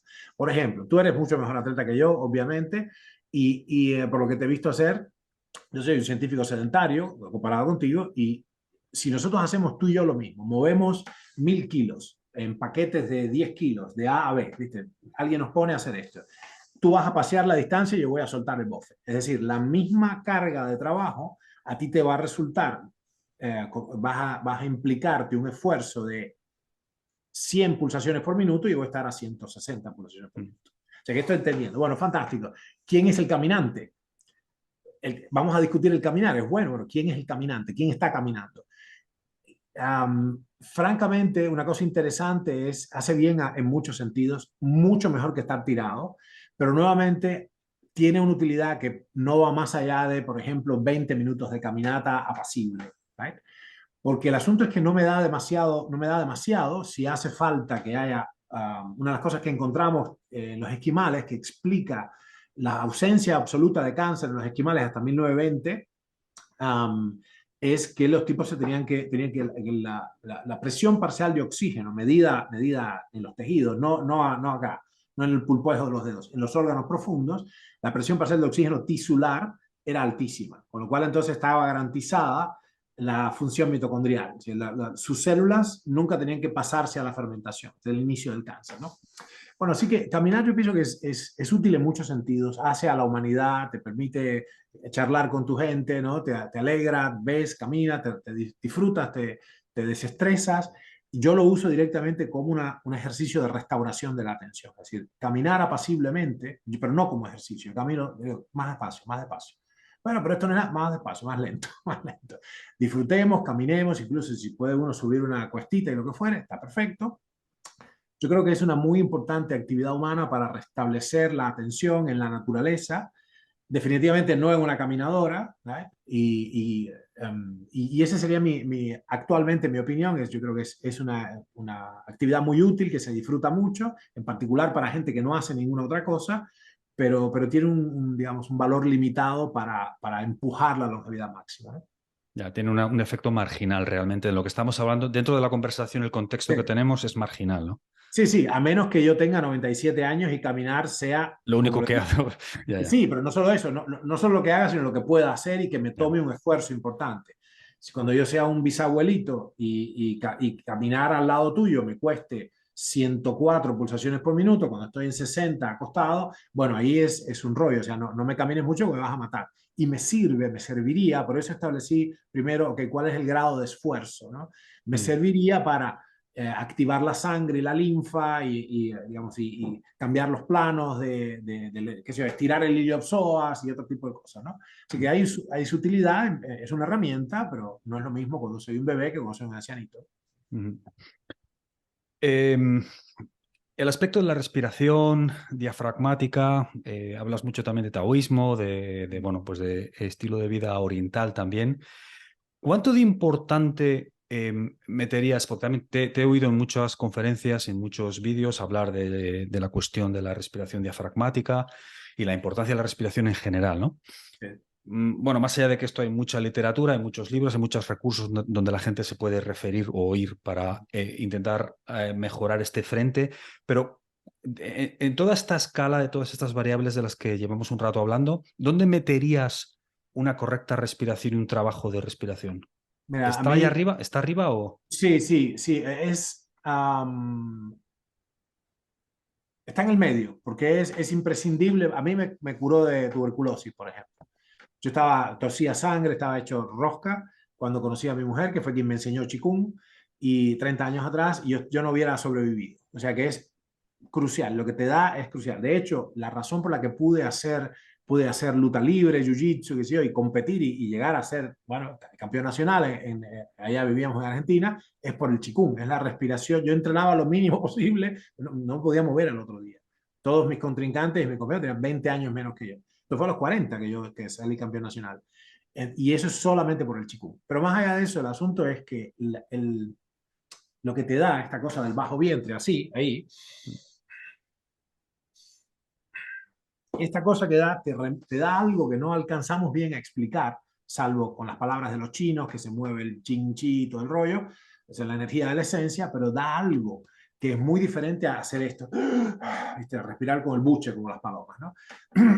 Yo pienso que es porque este masaje profundo masajea todos los órganos que están por debajo del diafragma, hígado, intestinos, riñones, etcétera, y esto prolonga la vida útil de la máquina. Yo no te puedo decir que esto es, que tiene que ver con, distinguimos nosotros fase A de fase B. La longevidad de fase A es cómo no tener una muerte prematura, lamentable, antes de la longevidad máxima, la expectativa de vida, ¿right? Y la fase B es como tener una super longevidad. Esto es imprescindible. La respiración de bajo vientre te aumenta dramáticamente, triplica tus chances de no morir prematuramente, en particular de cáncer y de otros problemas, ¿no? Así que bueno, es un asunto serio, ¿no? ¿Hay algún recurso que te venga a la mente ahora donde que la gente que esté escuchando esto pueda referirse? ¿Algún libro en concreto? ¿Alguna web? ¿Algo así? No, el documental nuestro, Cáncer y Civilización, porque el problema es Vale. este. Si yo, este es el problema semántico que tenemos. Si yo te digo que es Qigong, porque el maestro de mi mujer le dijo esto es Qigong, Qigong, el más alto Qigong posible, y tú buscas Qigong y buscas un maestro local de Qigong, lo que tienes no se parece a esto que yo estoy diciendo. Vale, A nada. Empiezan a entendido. hacer con la forma y el Tai Chi Chuan y pierden el foco en esta cosa fuerte interna, ¿no?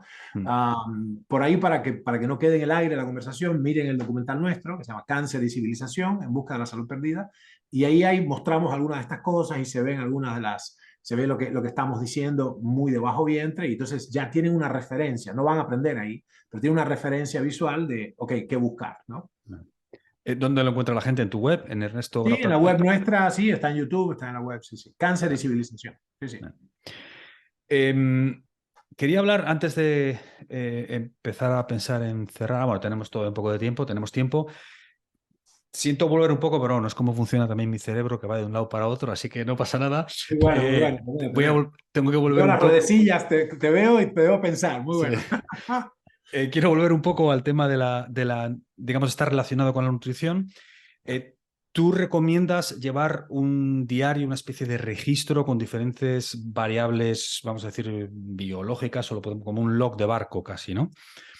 Sí, Esto sí. yo lo hago también, yo lo hago Bien. también, pero entiendo que para mucha gente es difícil, bueno, es laborioso, requiere, bueno, da trabajo y no Sí. todo el mundo tiene la paciencia para hacerlo. Para alguien que quiere empezar a llevar un mínimo registro, ¿cuáles serían como los parámetros básicos que tú recomendarías que anotaran cada día para ir cogiendo la costumbre y quizá con el tiempo ampliarlo? Sí, sí, bueno, brutal pregunta. La clave acá es el manojo conjunto que has dicho. El problema de la gente por lo cual se sale de la costumbre de llevar registro es que anotan todo y no saben digamos, no saben cuándo parar, ¿no? Es decir, son demasiados intrincados los registros. Nosotros tenemos, no sé si lo tengo por acá, sí, por acá tengo. Mira. Estoy un poco desordenado, perdón. Por acá tengo, nosotros tenemos una versión de esto, no es un chico, lo que digo es, de años de hacerlo, lo que finalmente hice es bajar el área de estimación, es decir, anotar menos cosas y usar una especie de escritura taquigráfica para hacerlo, que te tome literalmente 2 minutos hacerlo. Entonces, lo que nosotros hacemos es simplemente reducir todas las cosas que puedes anotar a un pequeño conjunto que ya te leo de parámetros. Esto, por supuesto, está basado, ya lo reconocerás, en la distribución de Pareto, en esta ley 80-20, que en realidad es 90-10, es decir, el 10% de las cosas que puedes anotar te da el 90% del retorno. El resto déjalo porque te vas a aburrir, lo vas a dejar y va a ser insustentable. Nosotros anotamos concretamente eh, regeneración. Regeneración es todo lo que haces si me di un masaje, si hice sauna, si hice, qué sé yo, flotario, ¿no? La cantidad y calidad de sueño es una anotación, es un número con una letra, ¿no? Sí, que es el número, por ejemplo, puede ser 7A o 4C. 4C es dormir 4 horas y dormir como el C, como el Tujes, ¿right? C de, ya sabes de qué. Y 7A es dormir 7 horas y dormir así maravillosamente bien. Dormir como un adulto, no como un bebé, ¿right? No despertándome cada rato. Esa es una notación muy sencilla. ¿Por qué es esto? Tiene que ser semana a la vista, ¿okay? Semana a la vista. Que tú de un golpe de vista veas toda tu semana. Porque ahí empiezas a establecer, y este es uno de los problemas fundamentales del biofeedback, que cuando empiezas a sistematizar las observaciones, encuentras relaciones que no podrías ver a simple vista. Así que eso, el nivel de entusiasmo al levantarme, entusiasmo, libido, lo que fuere, lo pongo ahí. Salud y sensaciones, como si estoy enfermo, si no, y nuevamente una anotación, si es con número mejor. alimentos y micronutrientes, o sea, ¿qué comí? Track, track, track, a grandes, no sé, tomate, lechuga, no sé, con ensalada, ya tú sabes lo que comiste, ¿no? Así muy sucintamente lo que comí, los ayunos, esto sirve como un canon para los ayunos, que son, francamente, para que no se pierda la idea, la clave accesible ahora para todos es el ayuno profundo de la longevidad máxima, ¿no? Para hackear eso. El ejercicio, que equivale a tener un cuaderno de anotaciones de ejercicio. Después, algo que ya llamo indicador predictivo, que es concretamente qué cosa estoy vigilando. Puede ser la homocisteína, la circunferencia de la cintura, tiempo de apnea, o lo que fuere. Y finalmente, la práctica deliberada o estado alfa, que es básicamente, ok, ¿qué hice en el día para mejorarme dramáticamente a mí mismo? La práctica deliberada, ustedes sabrán, es un tipo de entrenamiento en mi trabajo, en mi métier, destinado a hacerme mejor que ayer. ¿Vale? Entonces, eso es ese simple manojo de cosas. No empiecen, querido diario, hoy me he levantado henchido de júbilo. Está bien, está bárbaro, alguna vez hace una descarga, pero no lo vas a sostener. Y después, ¿cómo integras esa data? ¿Cómo integras esa data? No tienes cómo tabular la información.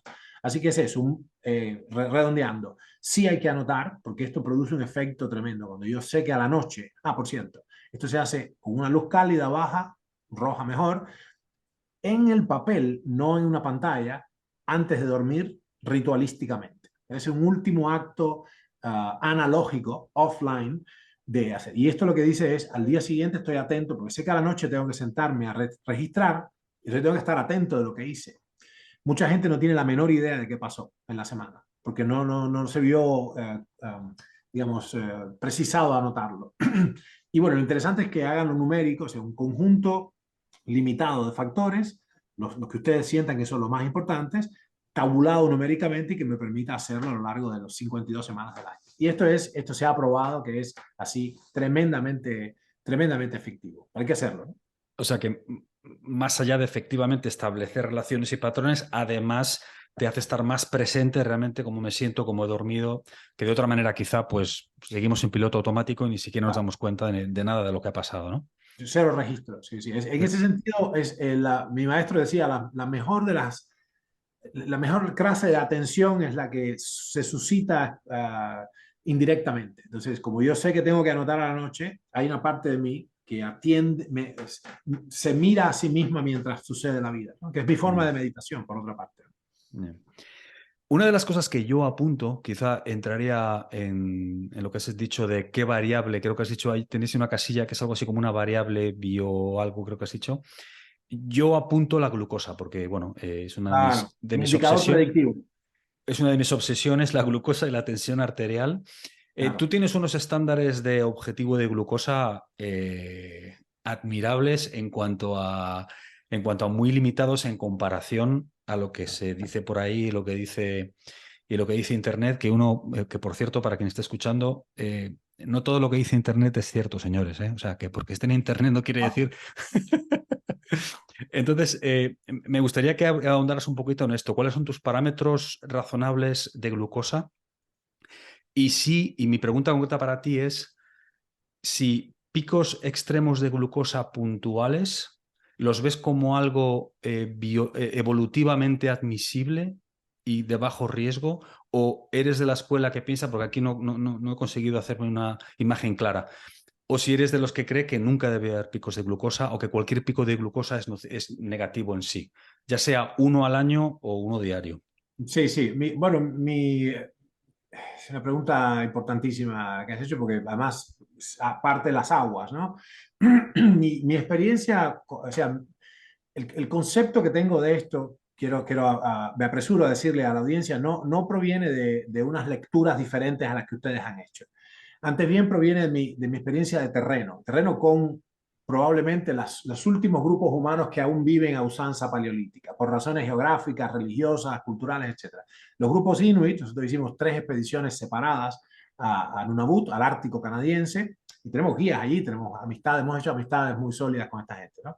Buscando, ok, ¿por qué demonios no tenían cáncer los esquimales? Pero lo que encontramos allí, justamente en este aspecto, es que la media de la glucemia del cazador y recolector era 63 miligramos por decilitro. Esto implica, digamos, momentos de 90 y pico, porque estoy comiendo hígado de morsa, y qué sé yo, Arctic char, como se dice, es un pescado de ahí, ¿no?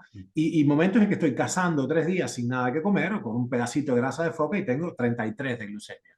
Perfectamente bien. La media, para la media me refiero, déjenme decirle, no es la glucosa matutina a la que me estoy refiriendo, sino el promedio de todas las glucemias intradiarias.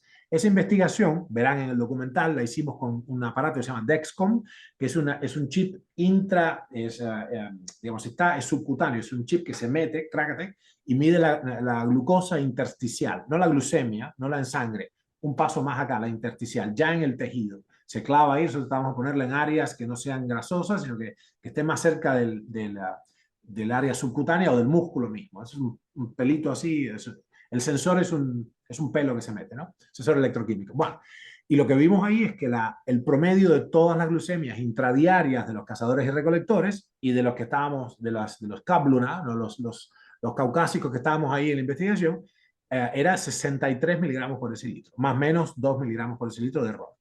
Esto supone la suma de todo, los periodos de ayuno, los periodos de festín y todo. Esto es normal para nosotros. Entonces habría que, sentando esa base, la cuestión es ahora, ok, cuantifiquemos esto de pico de glucemia, porque lo que para mí es un pico, que es ir de 80 a 112 o a 120, para otra persona es subir a 360 después de comerse un cake, ¿no?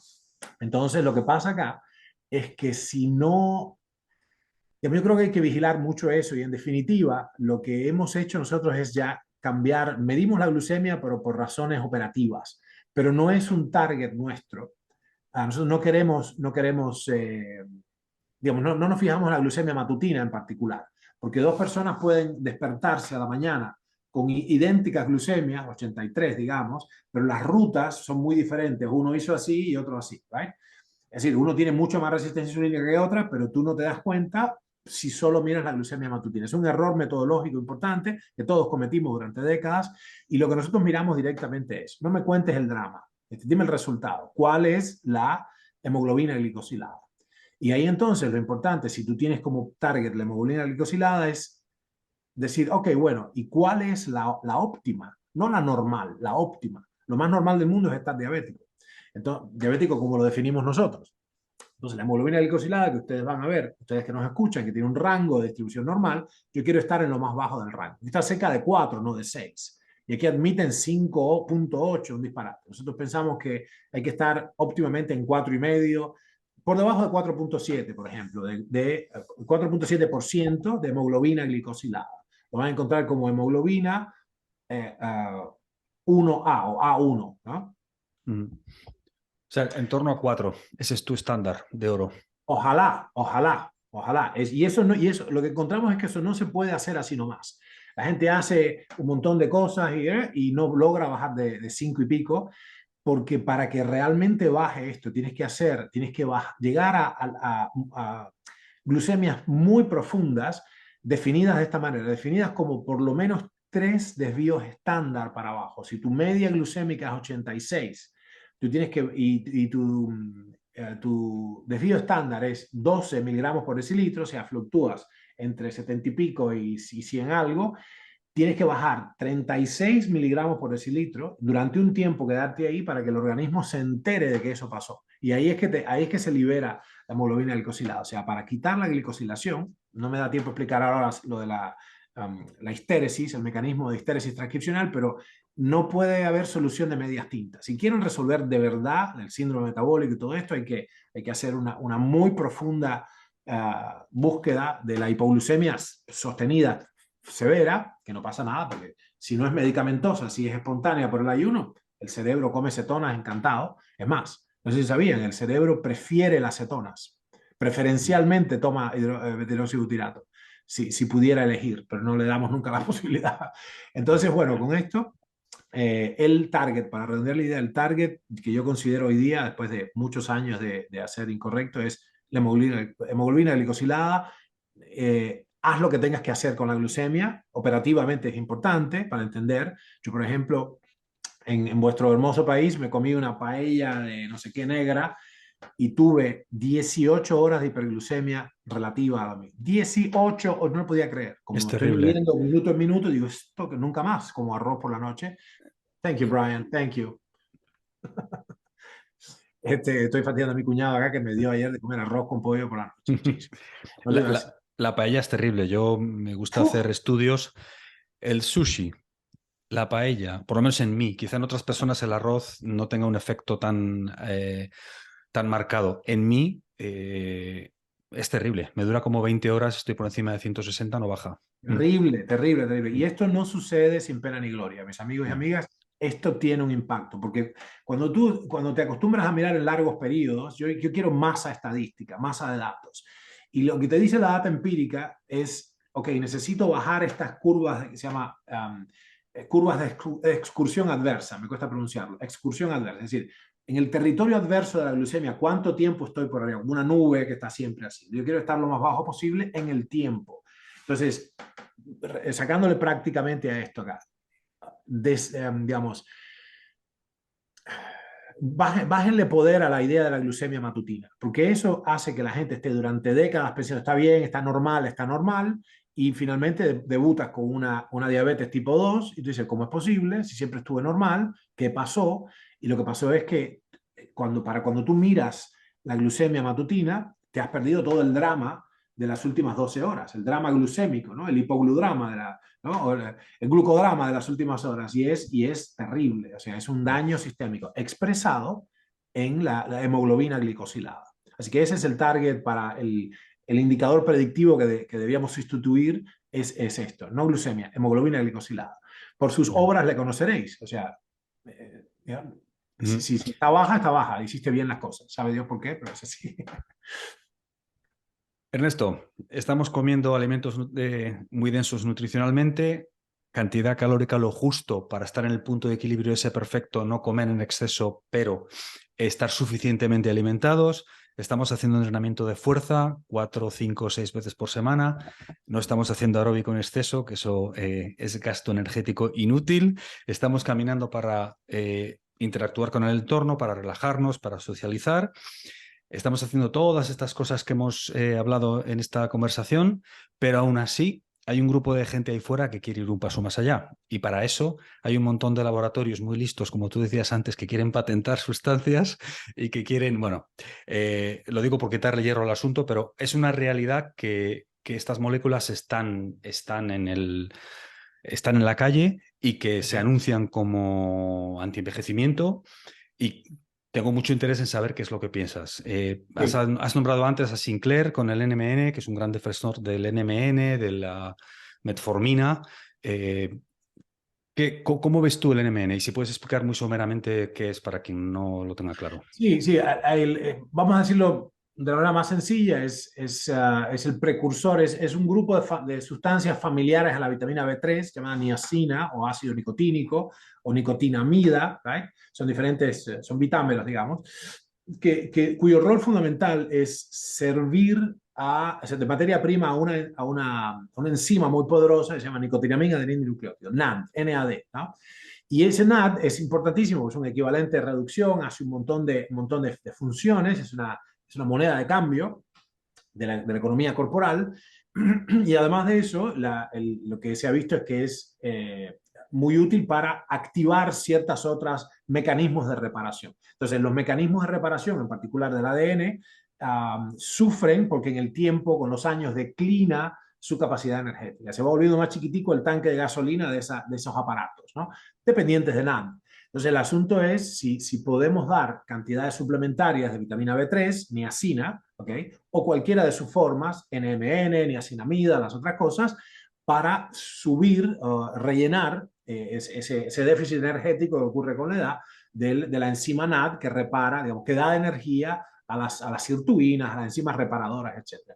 Y lo que hemos visto es que el mejor de todo, ya con muchos años de data experimental, empírica, el mejor de todo es la niacina, que tiene dos problemas. Primero, no es patentable y segundo, te pone colorado como un tomate. ¿Right? Entonces, el punto es, bueno, ¿qué hacer al respecto? Si lo pueden anotar, se llama hexanicotinato de inositol, es una forma conjugada de inositol y niacina que no te pone colorado o no te pone tan colorado, lo hace de a poquito, ¿no? El problema con la niacinamida, la forma aminada de la vitamina B3, es que no da rubor, pero es tóxica por encima de los 500 miligramos por día. Con lo cual, entonces, bueno, ¿qué hacemos? ¿No? y está de pronto entonces el asunto del resveratrol y todo este rollo, ¿no? Lo que para sucintamente decirlo es, hay dos grandes categorías de sustancias, los imitadores de la restricción calórica y los reparadores de la energía enzimática, esas dos cosas. Imitadores de la restricción calórica, o sea, moléculas que engañan al cuerpo y le dicen que estás en un ayuno profundo cuando no lo estás, teóricamente, y las sustancias que reparan enzimáticamente al cuerpo. Las enzimas, recuerden, son aceleradores biológicos. Imagínense un avión en el aire, el avión se sostiene por la velocidad, el efecto Bernoulli, el efecto del hada. Si el avión se detiene, cae como un piano. O sea, la velocidad es inherente a la sustentabilidad del avión. Lo mismo con el cuerpo. La vida de los animales complejos, multicelulares, no se sostiene a la velocidad de las reacciones espontáneas. La velocidad de las reacciones es muy lenta espontáneamente y hay que acelerarlo, ¿no? Bueno, así que lo que nos pasa es que el resveratrol, por ejemplo, ha resultado ser básicamente no muy bueno, o sea, resulta ser un poco inútil, encima es carísimo. Como mimético de la restricción calórica, ninguna de estas sustancias aventaja al té verde, pero el té verde no es patentable, o sea, las catequinas del té verde son, pero hay en este momento hay 48.000 papers científicos sobre las catequinas del té verde, en PubMed, no blogs, no, artículos científicos peer-reviewed. Lo que pasa es que nadie gana nada con esto, porque el té vale nada, esto es unas hierbitas de nada. Y además el problema que tienen, y esto es un problema serio ético, y es entendiendo la dificultad de hacer ciencia, que es muy cara, ¿no? O sea, sí lo sabré yo, que he sufrido toda mi vida falta de fondos.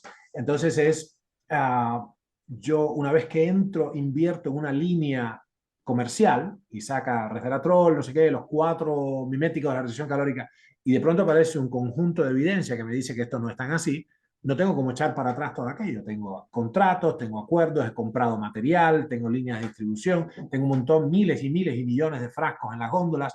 ¿Cómo he hecho para atrás eso? Entonces hay un conflicto de interés entre la ciencia y el comercio.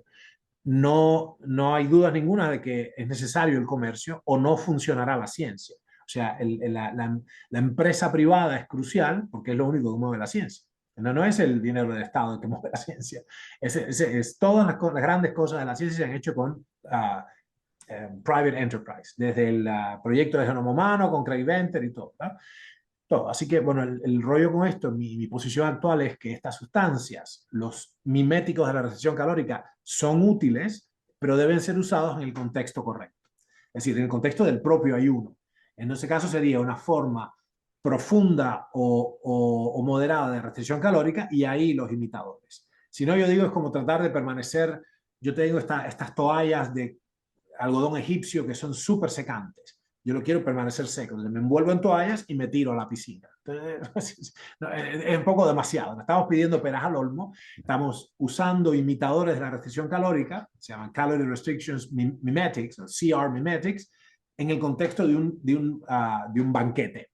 Es una estupidez. Entonces hay que usarlo en el momento adecuado. Así que tienen un uso. La metformina es una de esas sustancias extraordinarias.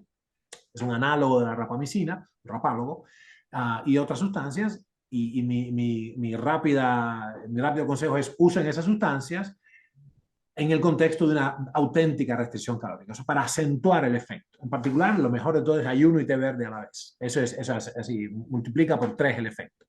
Y del lado de las sustancias que reparan, ahora lo que está en el candelero es el NAM, pero son todas, FAT también, flavina del nucleótido, la coenzima Q10, la acetilcoenzima A, que depende de, qué sé yo, la vitamina B12, por ejemplo. Yo que pienso en este caso es que toda la batería de todas las vitaminas del complejo B, tiamina, riboflavina, niacina, folato, etcétera, todas hay que darlas en cantidades muy abundantes, en sus formas concretas, metilfolato, metilcobalamina, etcétera, para apoyar sistémicamente los sistemas enzimáticos del cuerpo. Recuerden, hay dos grandes clases de categorías de sustancias, los imitadores de la restricción calórica y los estimuladores de actividad enzimática. Y todo eso se puede hacer siempre y cuando estemos bien, ¿no? Antes que nos pregunten, no tomen vitaminas durante el ayuno o nada, porque inhiben la autofagia. Yeah. Justamente. El ayuno, estrictamente agua, ¿no? Agua y té verde, como mucho. Totalmente, agua y té verde. Y una pequeña trampa que podemos hacer, que es tomar mínimas cantidades de vitamina C en polvo pura, porque los animales salvo los primates, todos los demás animales superiores, mamíferos, todos sintetizan vitamina C durante el ayuno. Ellos pueden, de hecho, cuando se estresan, sintetizan más. Y así no declina la calidad del colágeno intraarterial y todo esto, ¿no? Pero estoy hablando de medio gramo 2 veces por día, nada más. ¿Vale? Nada más. Así que es muy fácil. Hace 3 años ahora, en el 2019, estuviste en London Real y ahí Brian Rose te preguntó dónde te veías en 5 años y te quedaste así como muy pensativo un rato largo. Yeah. Y bueno, viniste a decir que estabas convencido que en cierto tiempo digamos que la humanidad conseguiría solucionar el problema del cáncer y que si no serías tú, pues que habría otra gente que vendría detrás y que en 5 años veías que ese problema ya estaría al menos encaminado Sí, sí, en esta década en que en esta estábamos, la década. década que empezaba, esto fue en el 2019. Fue el Sí. 2019. ¿Sigues pensando lo mismo? Sí, sí, totalmente.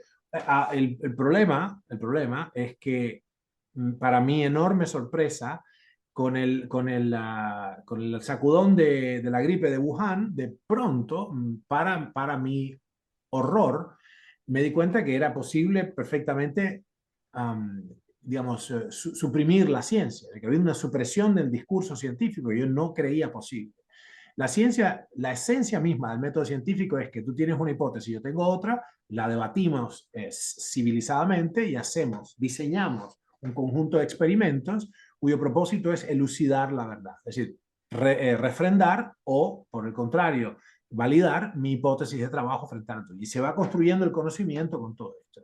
Y el problema es el problema es que el fundamento, volviendo a la pregunta tuya de inicio, o sea, ¿por qué yo vengo? ¿Por qué tengo una certeza matemática de que vamos a resolver el problema del cáncer y todos los demás? Porque, como bien explica Derek de Sola Price, el conocimiento científico viene creciendo de manera exponencial desde la época de Newton para acá, desde antes incluso, ¿no? Es decir, y entonces, de alguna manera, la cantidad de publicaciones científicas auguran siempre, sí, y el costo de las cosas baja, ¿verdad?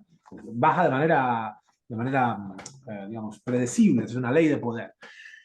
Si miras la cantidad de producción científica, estamos a la vuelta de la esquina y vemos que hay una serie de intervenciones ya posibles. Ahora, mi laboratorio hizo un trabajo de más de 2 décadas en una dirección específica que es usando el principio de la inhibición competitiva que se llama con análogos estructurales, es decir, darle a las células cancerosas un catálogo de sustancias cuya forma, cuya estructura es muy semejante a la comida que ellas tienen, que comen muchas cosas las células, no solo azúcar, y atragantarlas con ello. Ahora la cuestión es si eso es posible, si no matas al hospedero, ¿no? No, no, y la cuestión es que estas sustancias son inocuas para el hospedero, para la persona, razonablemente tolerables, de hecho, 100 veces más tolerables que la quimioterapia tradicional, pero selectivamente citotóxicas para las células cancerosas. Y esto ya no hay, digamos, lo que obtuvimos en 20 y pico de años de experiencias clínicas, es que esto es absolutamente posible, es racional, es escalable, y el asunto que falta ahora es que todo el mundo, el futuro ya llegó, lo que pasa es que está asimétricamente distribuido. Asimétricamente distribuido, Claro, ¿no? claro. Nunca me acuerdo del tipo que lo dijo. Bueno, no me Sí, acuerdo, sí, sí. pero es así. El futuro ya llegó, pero está unevenly distributed, ¿no? Es decir, bueno, fantástico. Lo que hace falta en este caso es darle la otra vuelta de tuerca, que es negociar con el statu quo, bueno, cómo se cambia, nuevamente, cómo se cambia la estructura de esto, y lo estábamos conversando precisamente con el NHS, el National Healthcare Service del Reino Unido, ¿no? Y está ahí, está a la vuelta de la esquina, ¿no? Nosotros tenemos abundantes, incluso papers publicados de patologías tan difíciles como cáncer de páncreas, qué sé yo, donde usando estas estrategias, que van a ser mucho más exquisitas y precisas, usando lo que terminamos llamando una oncología metabólica de precisión, vamos a resolver ese problema sin ningún problema. Hay que apurarse, porque una de las cosas que viene pasando es la multiresistencia. O sea, hemos abusado en los últimos 60 años de los antibióticos, y más también, y el resultado de esto es que las bacterias cada vez responden menos y menos y menos y menos, y menos a los antibióticos, con lo cual hay un punto crítico que no está muy lejos. Vamos a tener el problema de que no vamos a poder usar las estrategias normales del cáncer, que son todas inmunosupresoras, no vamos a poder usarlas. Hay dos cosas, oncología y transplantología van a tener problemas, porque las dos requieren el compromiso inmune del sujeto. Entonces, y nuestro recurso ha sido, bueno, lo inmunosuprimo y le doy antibióticos si se llegara a enfermar. Pero los antibióticos no van a funcionar. O sea, estamos yendo a una tasa cero de respuesta antibiótica. Estamos, vamos a ponernos otra vez como en 1935, antes de que Fleming resolviera la cuestión de la producción masiva de la penicilina. Así que estamos en un rollo tremendo. Yo pienso que esto es así inminente. La velocidad, el escape velocity acá es muy claro. Este sí lo veo, es un problema mucho más fácil que la longevidad extrema. El cáncer. El cáncer ya lo hemos comprobado en por lo menos 17 tipos de cáncer diferentes, han mostrado responder a intervenciones estrictamente metabólicas, pero además no es que hace falta hacer esa sola cosa. Puedes operar, puedes hacer metaboloterapia con radiación enfocada, hipertermia del cuerpo completo y puedes hacer un montón de cosas, ¿no? El agregado de todos los saberes están cada vez produciendo mejores resultados, ¿no? En medio de eso, lo que quisiera es que, digamos, que el alma humana no se interpusiera, ¿no? Que hubiera una conducta ética en los científicos y en los operadores políticos, porque eso está ya resuelto. Esto que te estoy diciendo ya existe. El conocimiento de solucionar los tumores sólidos ya existe. ¿Vale? Así que bueno, la próxima pata de nuestro trabajo va a ser hacer que sea universalmente accesible, ¿no? La soberanía de la salud. Que lo veamos pronto. Yo, amén. Amén. ¿Hay algo de lo que estás convencido, Ernesto, algo de lo que estás absolutamente convencido pero no puedas probar o que no tenga evidencia científica o que no exista todavía pero esté en camino, pero sin embargo tú tienes la absoluta certeza de que es así? Tú como científico, me gusta hacer ese tipo de este tipo de preguntas a científicos como tú, porque es como que todo tiene que tener una evidencia, todo tiene que venir de algún sitio, todo tiene que estar publicado en PubMed y si no, nadie dice nada, ¿no? Porque No, y bueno, que no por otro lado necesariamente. que es normal por otro lado, ¿eh? Pero bueno, No, no, es no, normal. está bien. Claro, para que nuestra audiencia entienda, hay un acuerdo al que hemos adherido, digamos, y decir, bueno, ok, yo necesito. Muchas cosas son verdad antes de publicarse. De hecho, el paper más reciente que escribí, que es un trabajo sobre el rol inmunogónico de la fiebre, es así. No que escribí una cosa tan digamos, formalmente perfecta. Pero sin embargo no pasa la barrera de la publicación, porque una de las cosas que dice es que la tormenta de citoquinas es inducida iatrogénicamente por los antipiréticos. O sea, tomar antifebrífugos, fármacos antipiréticos, enloquece al organismo y produce una sobreproducción de 3 órdenes de magnitud de las citoquinas inflamatorias, que son pirógenos también, cumplen un doble rol. Y eso nos dimos cuenta, es innegable, es como dijeras, ok, esto no es posible decirle que no. Y estoy en los journals buenos, estamos revisándolo, finalmente llevo un año y estaba justo listo para la publicación, pero por alguna razón no pasa. O sea que aquí el problema es que hemos adherido a una metodología, y la metodología es que tenemos que entendernos en que cómo yo hice este experimento es correcto y si tú lo repites, obtienes resultados razonablemente semejantes. Y esta replicabilidad es un patrón oro en la ciencia. En ese sentido, por ejemplo, las tecnologías más recientes que más me han fascinado, de las cuales yo estaba casi seguro que existían, yo pensaba, había teorizado que tenía que haber un reservorio cromosómico o extracromosómico, pero un reservorio de información antibacteriana, antiviral en las bacterias. Si no, no habríamos llegado hasta acá, ¿no? Pensando en los bacteriófagos, todo. Y de pronto, de la nada surge el descubrimiento de CRISPR.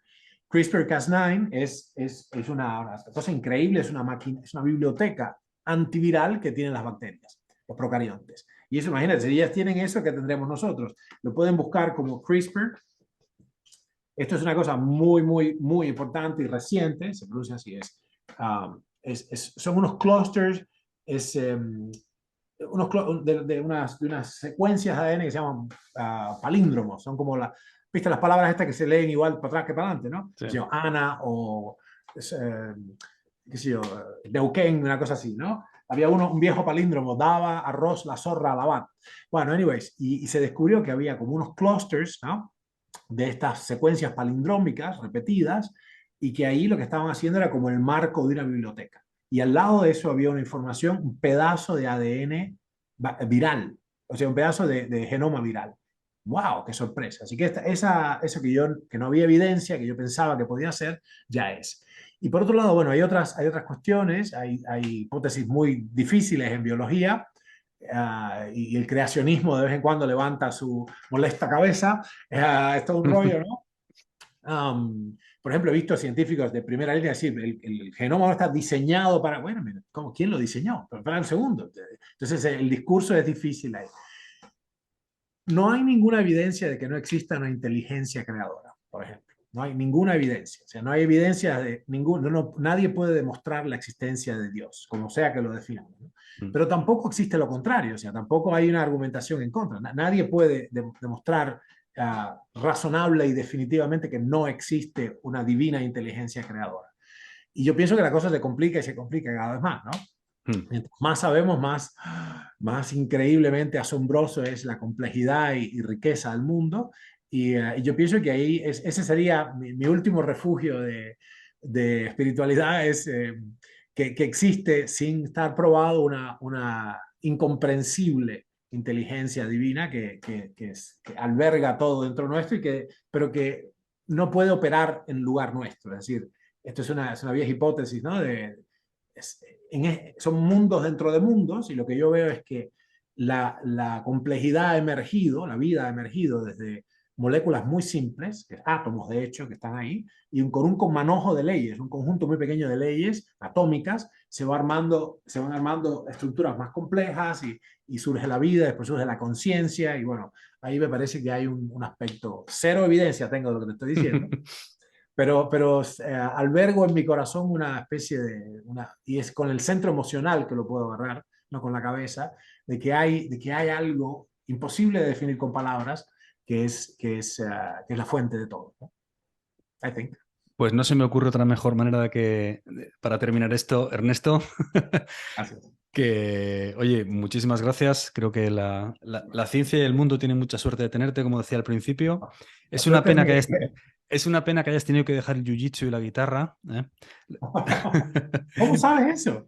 Porque te lo escuché decir en un vídeo que subiste hace poquito, me parece, sobre el Ah, focus, me parece. No sé, en alguno de oh, los vídeos que he estado viendo para prepararme para esto, y wow. dije, joder, qué nivel de sacrificio.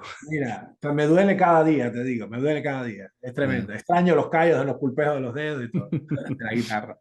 Que Oye, por pues ya nos cierto, encontraremos. Te quiero agradecer muchísimo porque rara vez tengo la oportunidad realmente de salirme de la rutina, ¿no? Y de tener este diálogo. Cada vez aprecio más estos espacios. Viste, en la medida que uno se vuelve más grande, se hace avaro del tiempo, ¿no? mm, Grande es más viejo, ¿no? Eso se me pegó de los argentinos. Cada vez que uno se pone más viejo, se pone más avaro del tiempo, más consciente de la finitud de la existencia. Y es un privilegio para mí, realmente un tesoro, hablar con gente tan buena e inteligente, que las dos cosas tienen que estar a la vez. Así que un gusto mío. pues muchísimas gracias y oye, si esto vemos que tiene buena acogida, pues ya haremos una segunda parte en algún momento. Ojalá, ojalá, ojalá. Bueno, gracias, te agradezco muchísimo. Gracias a ti Saludos. por gracias a ti por tu tiempo, un abrazo. Cuídate.